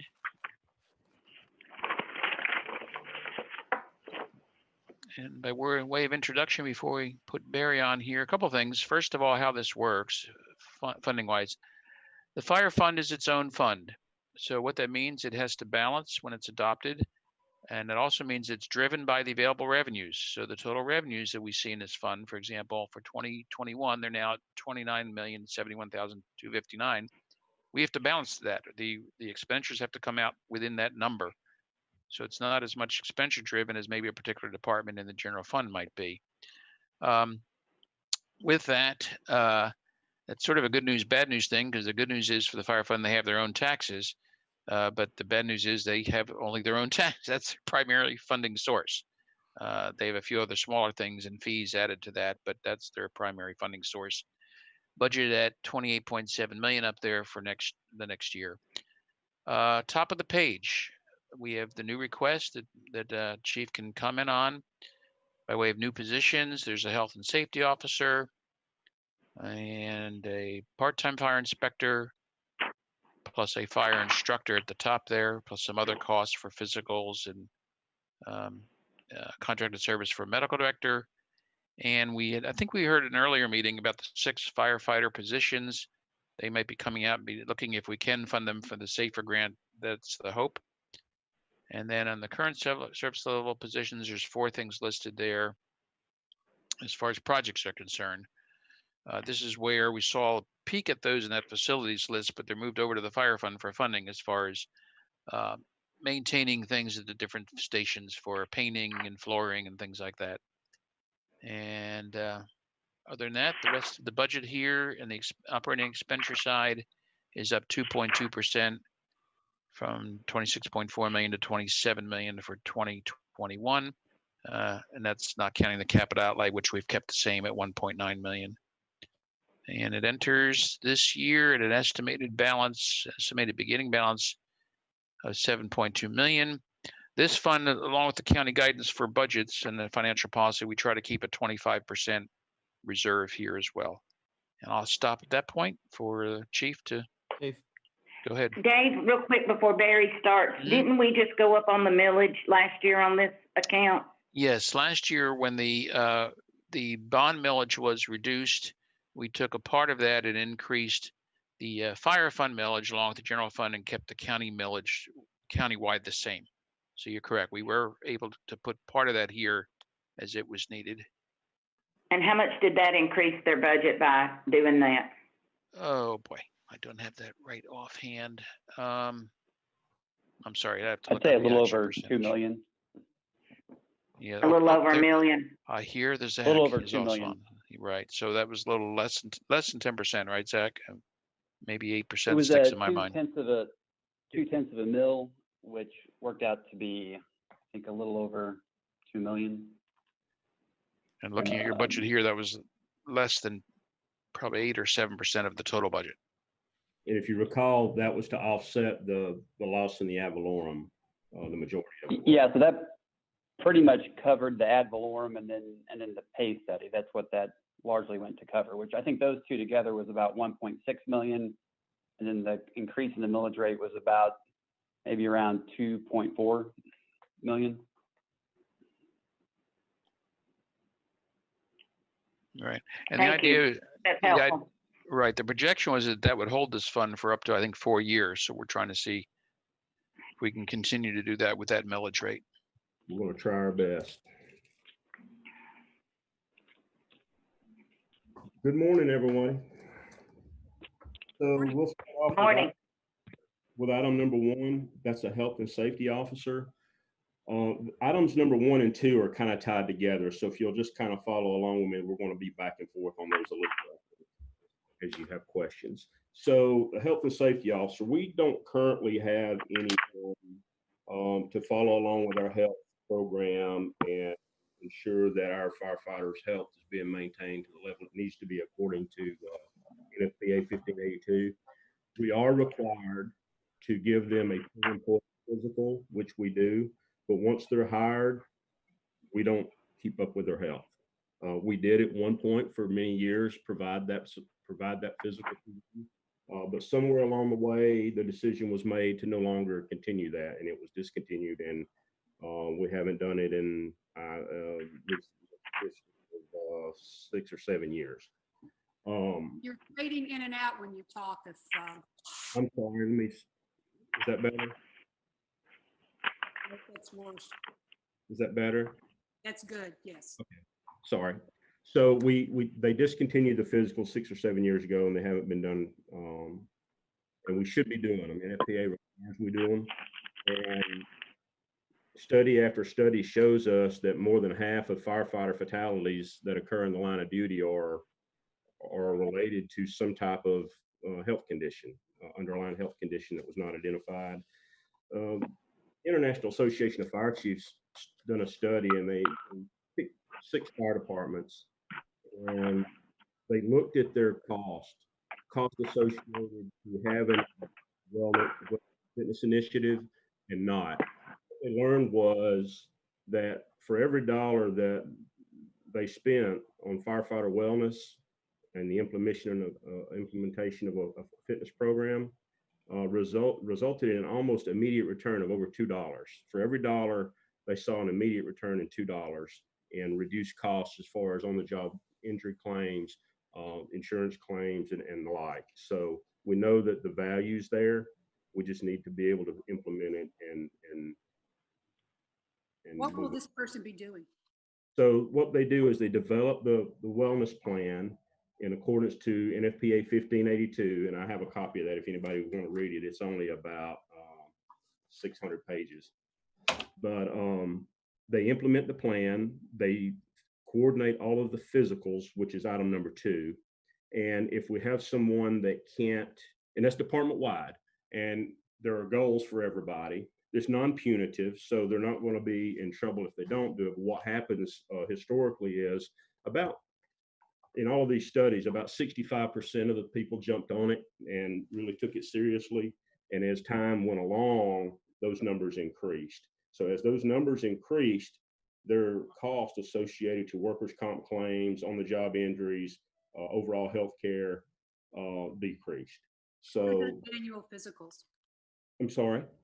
Who does the annual physicals? So we don't do them right now, but we already have a vendor that does our pre-employment physicals, and that is SiteMed. And they do those physicals in compliance with 1582. It's a very detailed physical, Is non-invasive. it a physiatrist? Is it an MD, a physiatrist, or a DO? Well, when we were doing them before, we used a general practitioner to do them, and they were not being, I think, I can only assume that that was part of the reason that they were discontinued, is because they weren't being conducted in compliance with 1582. And so that created some other issues. So SiteMed, which is our current vendor, that's what they specialize in, and they actually come to us to do that. But my question is, do they utilize a physiatrist to do the physicals? I don't really know the answer to that question, ma'am. I would have to check and see. Because I would think that from an occupational medicine kind of standpoint, and to go along with the requirements that you have for your firefighters, that a physiatrist, MD or DO would be very important, that they have that as a criteria, and not a nurse practitioner or a physician's assistant. I mean, that's my opinion anyway. Yeah, and I agree with you. I'll have to look and see what our the scope is on what we're doing currently. They do actually, 1582, I do requires it to be a physician. Because I know sometimes with these organizations, they have a physician that will sign off on it, but it's not the physician that actually does an exam. Yes, ma'am. I understand. So that's part one. Part two is our annual physicals. Going back to what we were discussing, we do currently require it for all new hires, but we don't currently do it on existing members, with the exception of the hazmat members.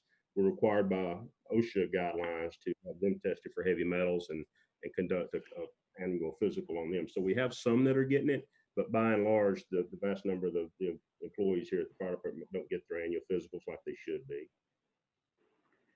But we were told earlier that is not required to go by any OSHA standards. Well, that was earlier in this meeting. Well, we have to for the hazmat team. We do have it. So OSHA does exist inside of county government. OSHA requirements do have to be met inside the county government. For our department, it does exist for hazmat. Yes, ma'am. Okay. Thank you. Yes, ma'am. So that total for those is for the physicals annual for every member of the fire department, or every sworn member of the fire department that's a certified firefighter, is 96,460. Any more questions on those first two? Barry, I was just going to say that I know that Keith with your fire department has come to our mental health council meetings, our coalition meetings, and I have been just so pleased that our county has moved forward with mental health for our public safety and recognizing the need for it, because the numbers are staggering. I mean, the numbers for public safety of people dying by suicide are right up there with vets. Yes, ma'am. And and a lot are turning to drug and alcohol as stress measures and dealing with that. And I think that recognizing that's a huge first step in any department. I couldn't agree more. And this is kind of the second phase of that. If you recall, you guys, the board approved for us to onboard that mental health program. And while it's something that we wish we didn't have to do, it has been very beneficial to us, and it has been utilized much more than we anticipated, and the results have been extremely positive, and we're very thankful for that. This is the next step in that. As you know, mental health and physical health are kind of tied hand in hand a lot of times. And as we continue to focus on the health of our employees and our cancer reduction program, this kind of brings all that together. That's great. Is there any way any of this, I mean, I don't know, I'm just throwing this out there. Is there any way any of this can go to our county facility that we are funding for all the county employees? Are there any of these services that can go through that center that we have? You know, it's new for us, but I don't know if there's any way we can combine any of it. If you look, I was thinking the same thing. If we had, I didn't know how well the communication was between our departments, that we might need to ramp up the mental health aspect inside at least have that offering more. I don't know. Yes, ma'am. I think the mental health might be something that we can look at down the road. We did look at going to the wellness center for our onboarding physicals, and they did not have the capability to do the physicals in accordance with NFPA 1582.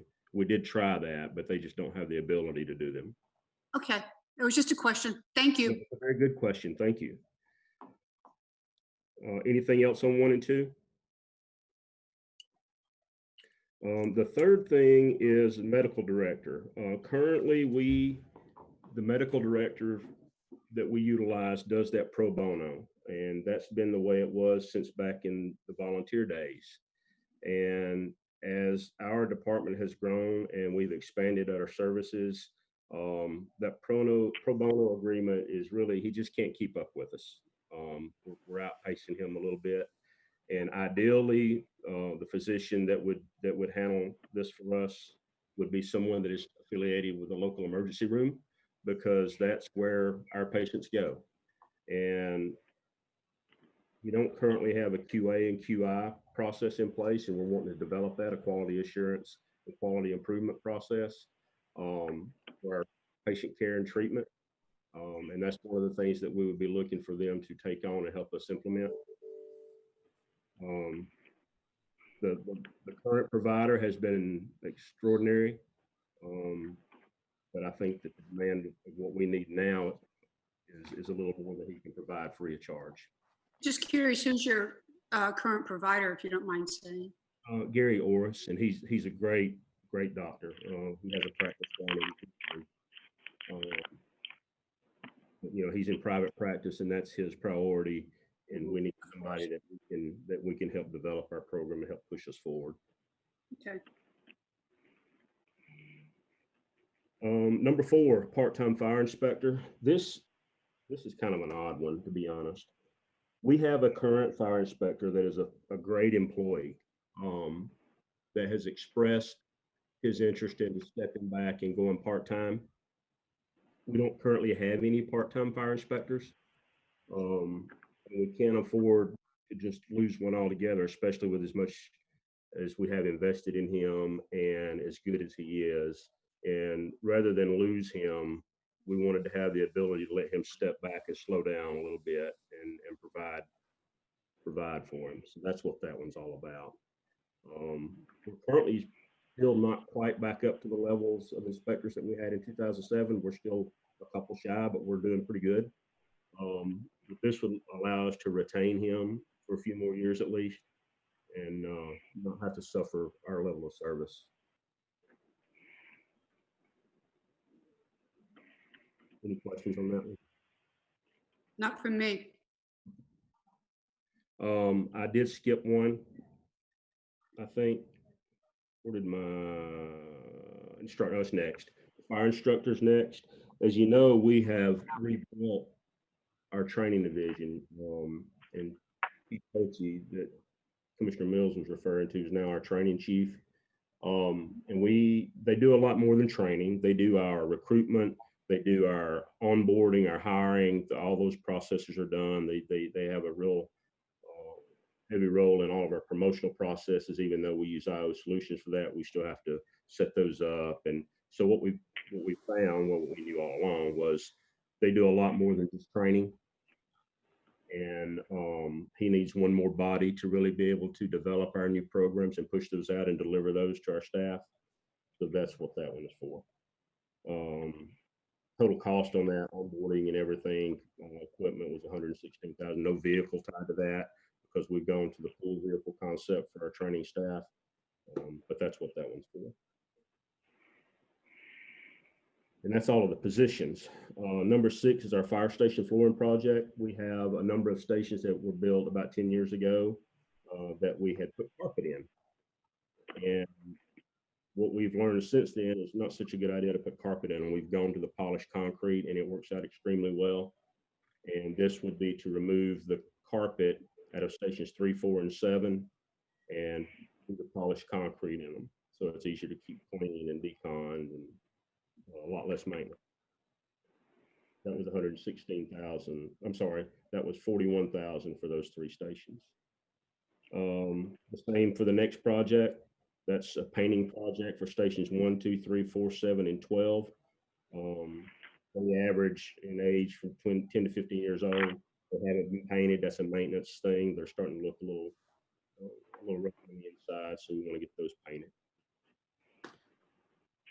Number 8, this is the assistant to firefighter grant portion.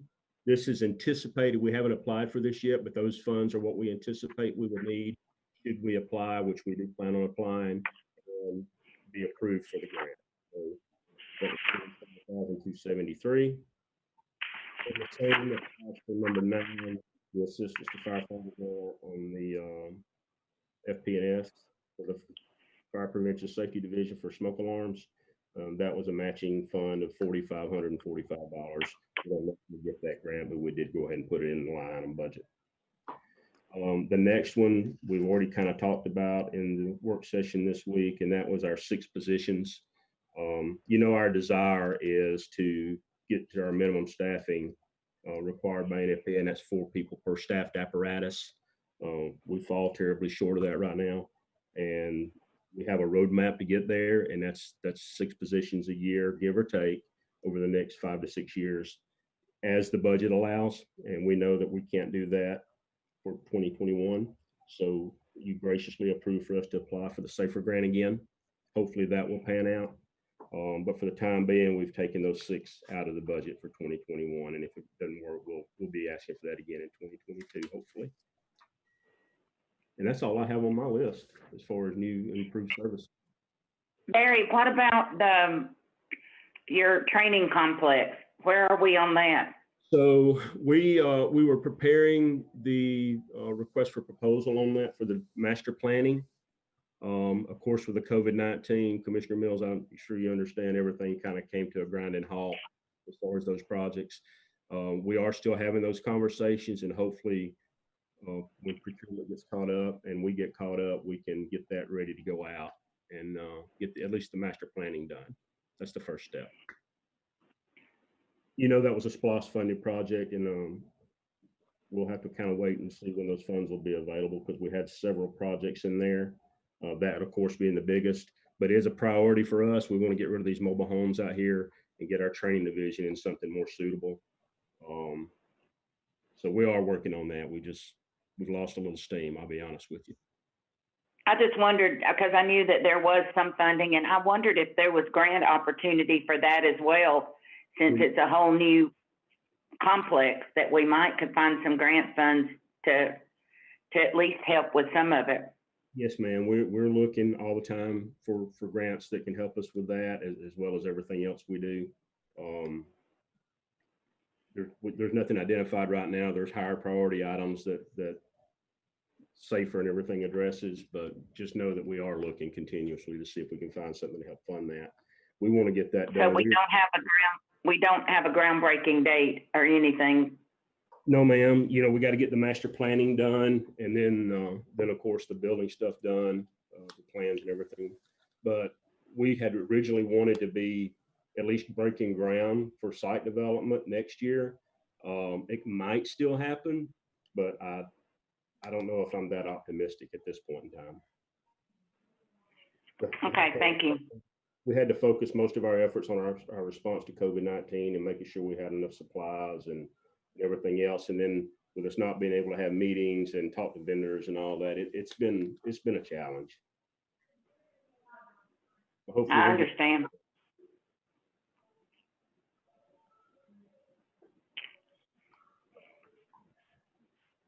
Any other questions? Well, I want to tell you, I appreciate everything you've done for us. Thank you for the extrication equipment the other day and the approval for the grant and everything else you've done for us. And thank you for taking time to visit with us today. And if we can do anything for you, please let us know. Thank you, Barry. Thank you for all that you do. Bye-bye. Chief, Thanks so much. Thank you. hey, Finance, if Finance can put the page back up, the summary sheet. So Chief, you mentioned that the 560,000 for the 6 firefighters is out there for us to get another SAFER grant. If you can do the summary page.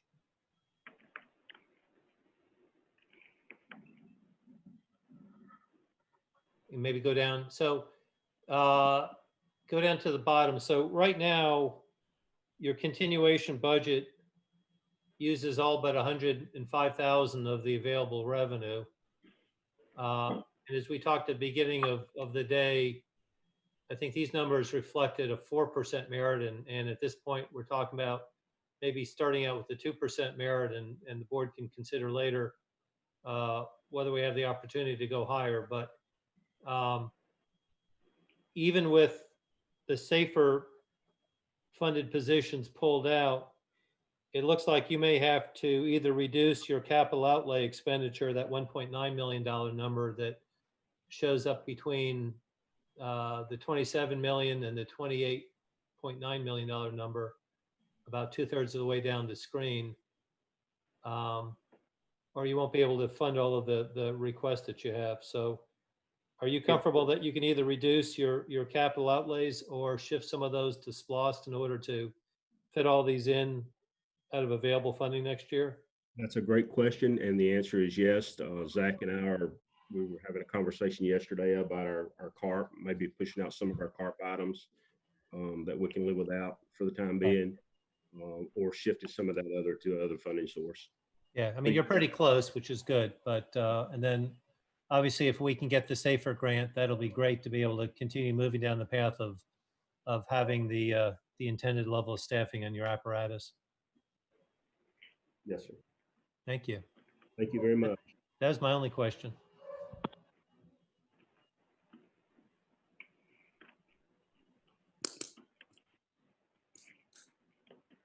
All right, Dave. All right. Last one to get to on the agenda is fleet, page 270.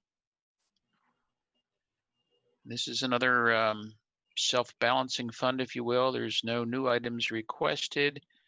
Just a word about the revenues there. And you see at the top half of this $1.8 million fund, or 1.9 million, is they do charge out for their services to the departments as they work on the various vehicles and pieces of equipment. And then the difference to balance the fund is made up by a subsidy from the general fund. And with that, is Avery on one of the calls? I didn't see his name, but he might be on one of the phone calls. Yes, I'm here. Good morning, everyone. I hope you can hear me okay. We can. Good morning. We can. Excellent. Thank you. Thank you, Dave, for that. It's been a fairly busy last few months for fleet maintenance. A lot of things have been happening here that are all hopefully all good. And as always, we appreciate the board and management support of our program here as we try to maintain the efficiency of our vehicles and equipment here at Forsyth County. We've right now basically, just as a snapshot, not counting fire vehicles, we probably have a little over 700 license plated vehicles, and probably that many more pieces of equipment and off-road machinery that we help maintain. A lot of the things that we're working on and have implemented here at Fleet Maintenance, some of them still under in the works, if you would, but a couple of positions that's really helped us this year is the addition of a fleet asset manager, Matt Suggs, who's here on this same call. And also we have now a heavy diesel equipment technician on board with us, and several things that we have been working on. Two of the most primary ones with the addition of the fleet asset manager were a lot of close scrutiny on vehicle utilization for the county. Of course, if times being as they are with Corona and so forth, our economy is kind of uncertain. So we're making extra efforts in seeing how we can better utilize county vehicles and the use of motor pool vehicles and pool vehicles and sharing of cars, and really looking out for vehicles that seem to be more or less underused. Sometimes that's going to be the case with a specialty vehicle, but Matt has been doing a great job. Matt Suggs has been doing a great job on the car replacement program and looking at vehicles all the time. Some of the things that we're continuing to implement as far as we're trying to put emphasis, one, cost savings, two, vehicle utilization, but also, too, with our staff that we have, and the board has approved some things that we're very definitely appreciative of, is a certification incentive program that is allowing employees that could possibly get some more certifications in fleet maintenance areas, mechanical areas. that they could earn some more salary, specifically the ASC certifications. That's kind of been put on hold because the ASC testing centers have been kind of closed, and that has very recently started to gradually reopen to allow testing for that. So we're going to be pushing forward on that. And the other big item that happened for us, and we've, again, appreciate this, we brought the vehicle services, the oil changes, brakes, and tires back to fleet maintenance rather than subbing them out. So we still have some options for departments to go to a subbed out Lanier Tire facility, if you would. And we're looking at a number of other things that to implement better service that we can offer here from fleet maintenance. As far as the costing standpoint, we got a couple of vehicles that we'd like to request to be replaced in 2021. They're 14 years and older. And some equipment that needs replacing in additions, but no new positions that we need at this time. We're working on vehicle standardizations. We've taken care of the staffing additions. We're looking at areas in our parts department to make better improvements there. We've really come a long way there. Matt's also over the parts department in addition, and they've really got that place dressed up and working very well. But we're always looking for places that, one, can reduce costs and primarily make better utilization of county vehicles. And if we can implement a shared vehicle policy rather than going out and buying new, of course, we want to look at that and offer any assistance that we can. Be happy to answer any questions that I can. Avery, I've got a question. If we do regular maintenance on vehicles and we take care of the vehicles appropriately, and I assume y'all have some type of, I mean, you could even do a grading of if people are taking care of vehicles appropriately. Is it not, could we not get 125,000 miles out of it instead of 100 if they're being taken care of appropriately? Commissioner, yes, theoretically you can, but then there's a balancing point as to once you get so many miles and age, your depreciation starts pretty much after you drive the vehicle off the lot, okay? And once you start getting higher mileage vehicles, typically your cost of service and repairs go up. And once they start exceeding 65% of the value of the vehicle, it's recommended that you just get rid of the vehicle. It's not. So even if they have regular, even if we take pristine care of it, because I mean, we all know people that go way over 100,000 miles on the car if they've taken care of it properly. Yes, ma'am, you're absolutely right. Prior to our changes in our vehicle replacement policy as far as years and mileage, we did get longer years and also mileage of service out of a vehicle. But then there's the cost disadvantage of trying to maintain an older vehicle. Sometimes parts are harder to get, a little more difficult, which improves or adds to your downtime rather. And you're exactly right, Commissioner, where in the times that we're in, could we use the vehicles a little longer? That's something we need to really look at, definitely. I mean, I get it on cars that are driven, and I don't want to make anybody be in a safety problem, but if we could get a handle on fleet maintenance, we would be achieving, not maintenance, but just our fleet. I mean, it seems like since I've got in office, we're just in this, we need more storage for more vehicles because we don't have enough places for them. We've got land that we could sell, but we're storing vehicles. And that we're buying another 30 or 40 and we're selling, and getting pennies on the dollar. And it just seems like our car thing is just all out of, way too many cars out there, way too many people having cars, and it's just costing a fortune. Yes, ma'am, you're right. And one of the things that having Matt Suggs here on board as our fleet asset manager, we feel confident that we can identify vehicles that could either be shared or sold or we could hold off buying new ones until better programs are installed. It's going to take a little bit of time. We've come a long way. Matt's just been with us about 4 or 5 months, but he's made tremendous strides in identifying areas with departments of vehicles that's underutilized. We want to continue those efforts to keep the cost down of having vehicles, too many as we can. Yeah, Avery, and you started off with that. I mean, the next step, Commissioner, I agree with you. The next step is we need to shrink the fleet. Now that we've got newer, more reliable vehicles that don't have as much downtime, there's no reason to have as many spares as we've historically had. But looking at the monthly report, Avery, that you send out, thank you for that. We've got vehicles that people just aren't driving. So we need people to start sharing vehicles. And when we resell the vehicles we have, then we get that salvage money that we were talking about earlier with Donna. Will Matt have the capability of being able to identify, you know, like I can't remember what agenda it was on, but we were talking about a car that had such low mileage, but yet we were going to sell it because it had not, it was so old, and something about the parts. Well, I mean, I look at that and think, should that car have ever been bought to begin with? If it's 7 years old and it's got 14,000 miles on it, I mean, who made the decision that we needed that car?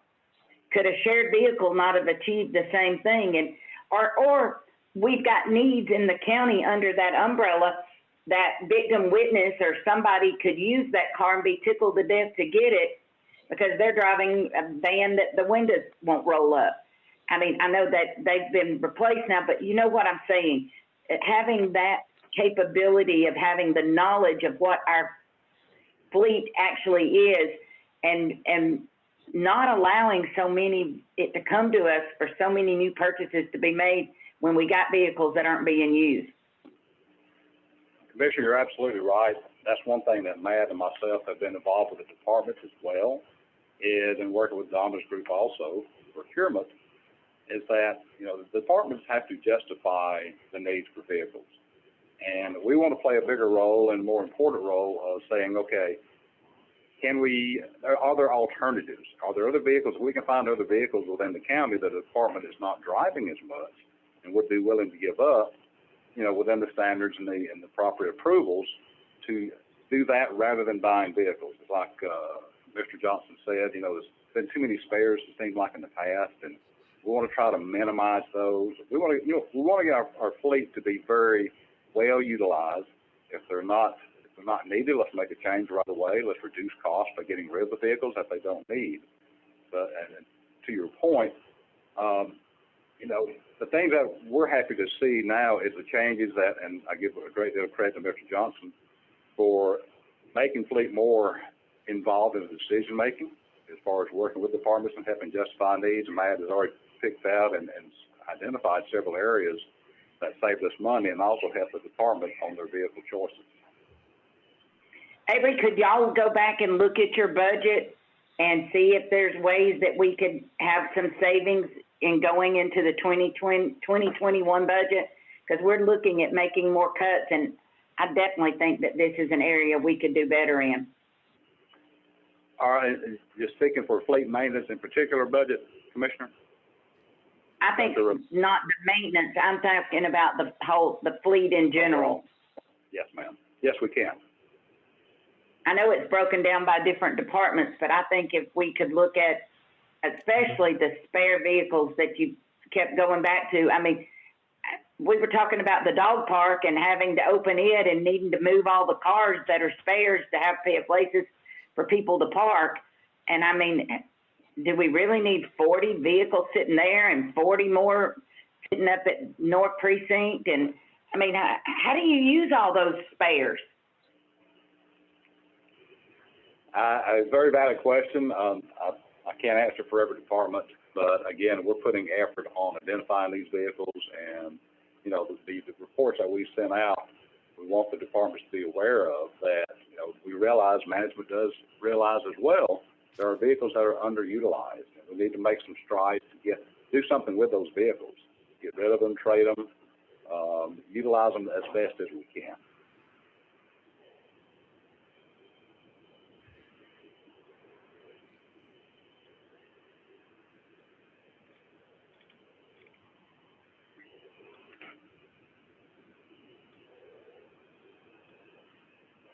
Avery, did y'all stay busy during the COVID thing? Were y'all able to do maintenance during that time?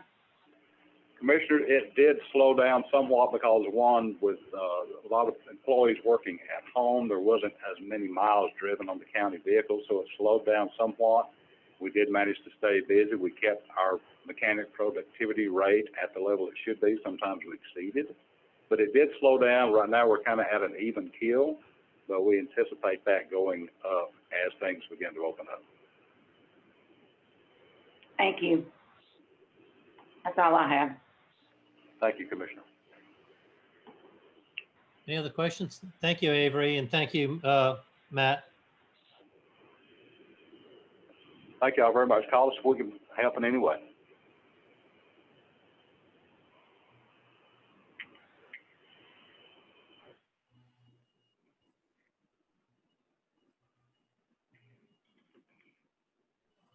Dave?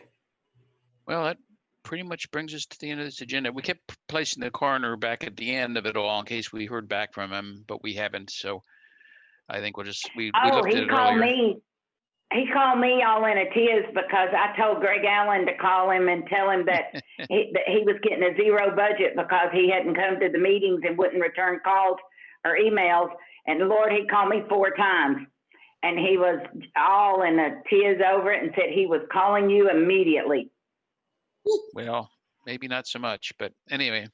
I did talk to Judge Bagley briefly. He was going to go and watch our meeting to do with probate. He wanted to gather more facts on it. He immediately said, is that supplement going to exceed the supplements we get? And is it going, about aligning with juvenile court? And he had some reservations about it all and said that he would watch the meeting, a finance meeting. He'd get Robin to pull it up and he would watch it and he would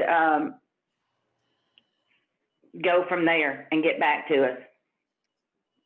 Thank you. I think Dave and I went back and looked after Tuesday's meeting, and the judge was referencing some of the options that we had discussed last year. And then, commissioners, you just said, I think where we landed was talking about comparability with the juvenile judge.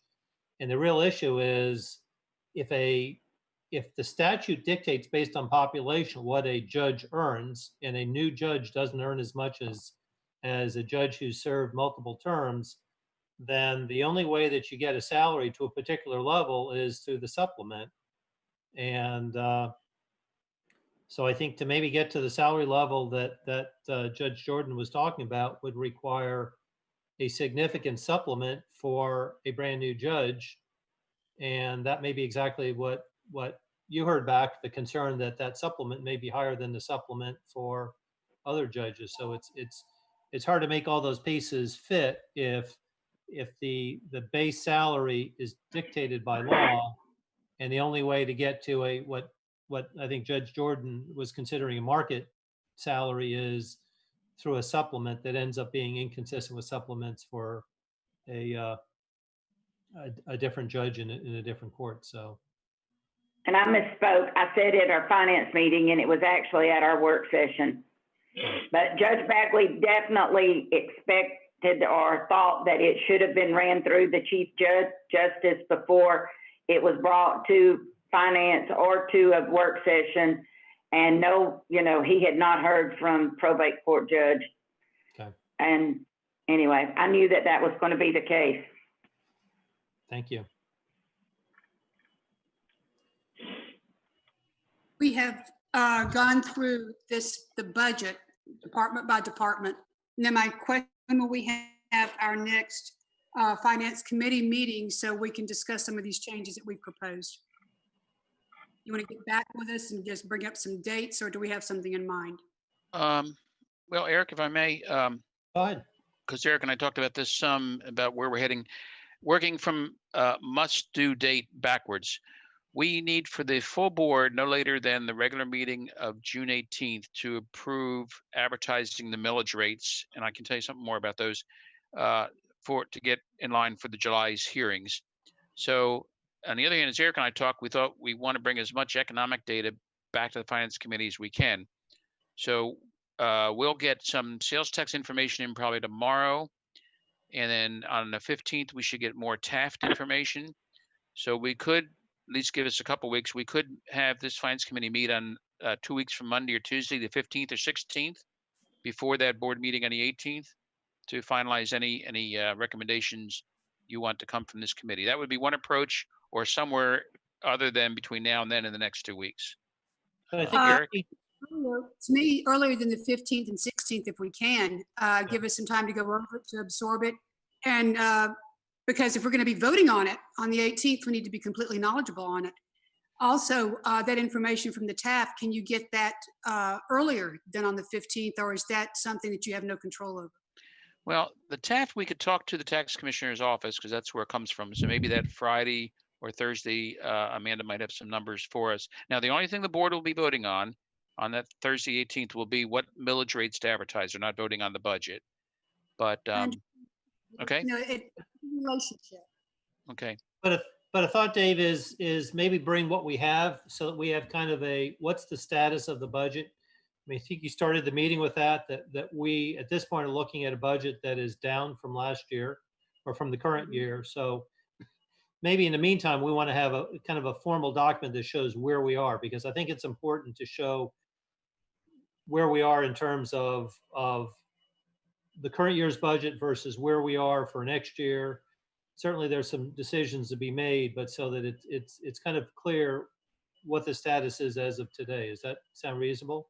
Yeah, I think if you can give us probably next week as staff, because what we're doing now is we're rolling from the first level in the system, we're rolling this continuation budget into what will be a preliminary budget for the full board to at least give them a look at it. We should probably get all these things we mentioned keyed in this next week. So if the committee would want to meet that following week, the week of, what is that? The week of the 8th, I guess. The week of the 8th. Yes, I think we do Maybe need that to Monday? Well, sometime, whichever time the committee would like. Okay, we have work session on the 9th, right? Right. Do you want to meet the morning before the work session? I mean, I'm quite frankly, I'm flexible, so you guys work on what works out for everyone Okay. else, and I'm good. Commissioners, tell us what works for Do you. it on Monday. That's election day. I don't know. I mean, if I wait till that day, I'd be in, I mean, I don't know how much you can do on the day of, but I would like to have a little flexibility since the afternoon's going to be tied up. Maybe that we could do it Wednesday. on the 8th. Okay. Well, that's what I was thinking, because I think I volunteered to Mandy that I would do whatever she needs done out at a precinct, which includes cleaning bathrooms. So, yeah, I was thinking the 8th. Okay, you gonna do morning, do 9 o'clock on the 8th? Is that good?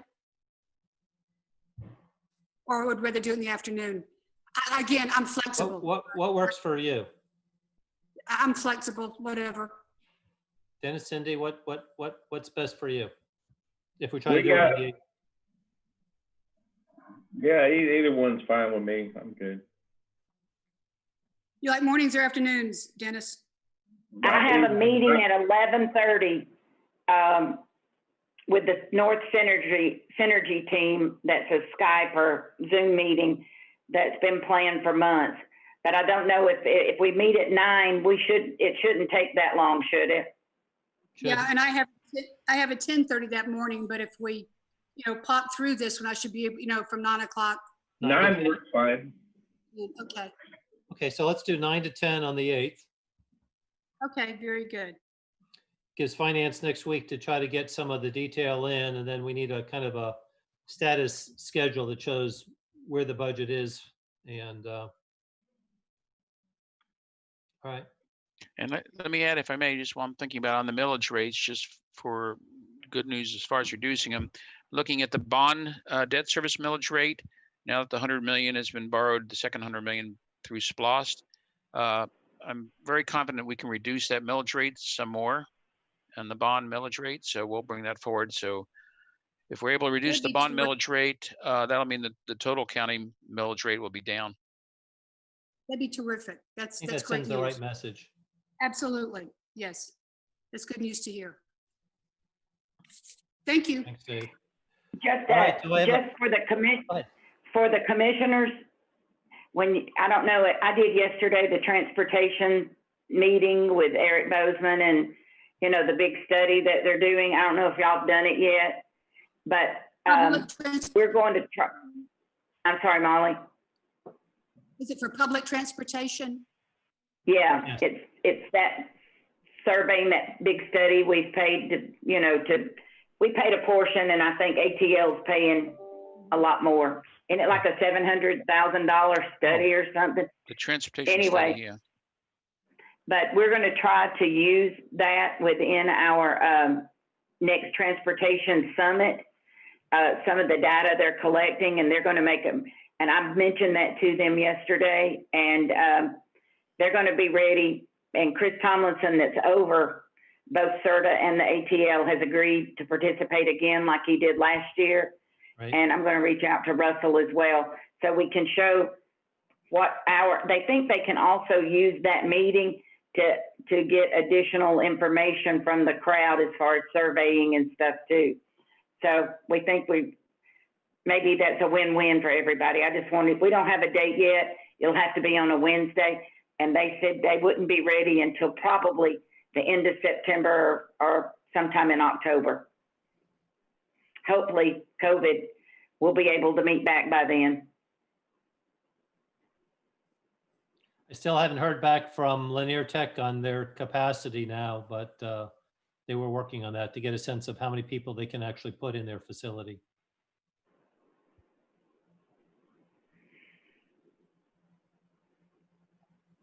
Anything else, or are you ready? Is there a motion to adjourn? So So moved. moved. Second. Okay, all in favor? Aye. Thank you all, and thanks for all the staff that are still on and the finance staff that have worked through all of these meetings with us.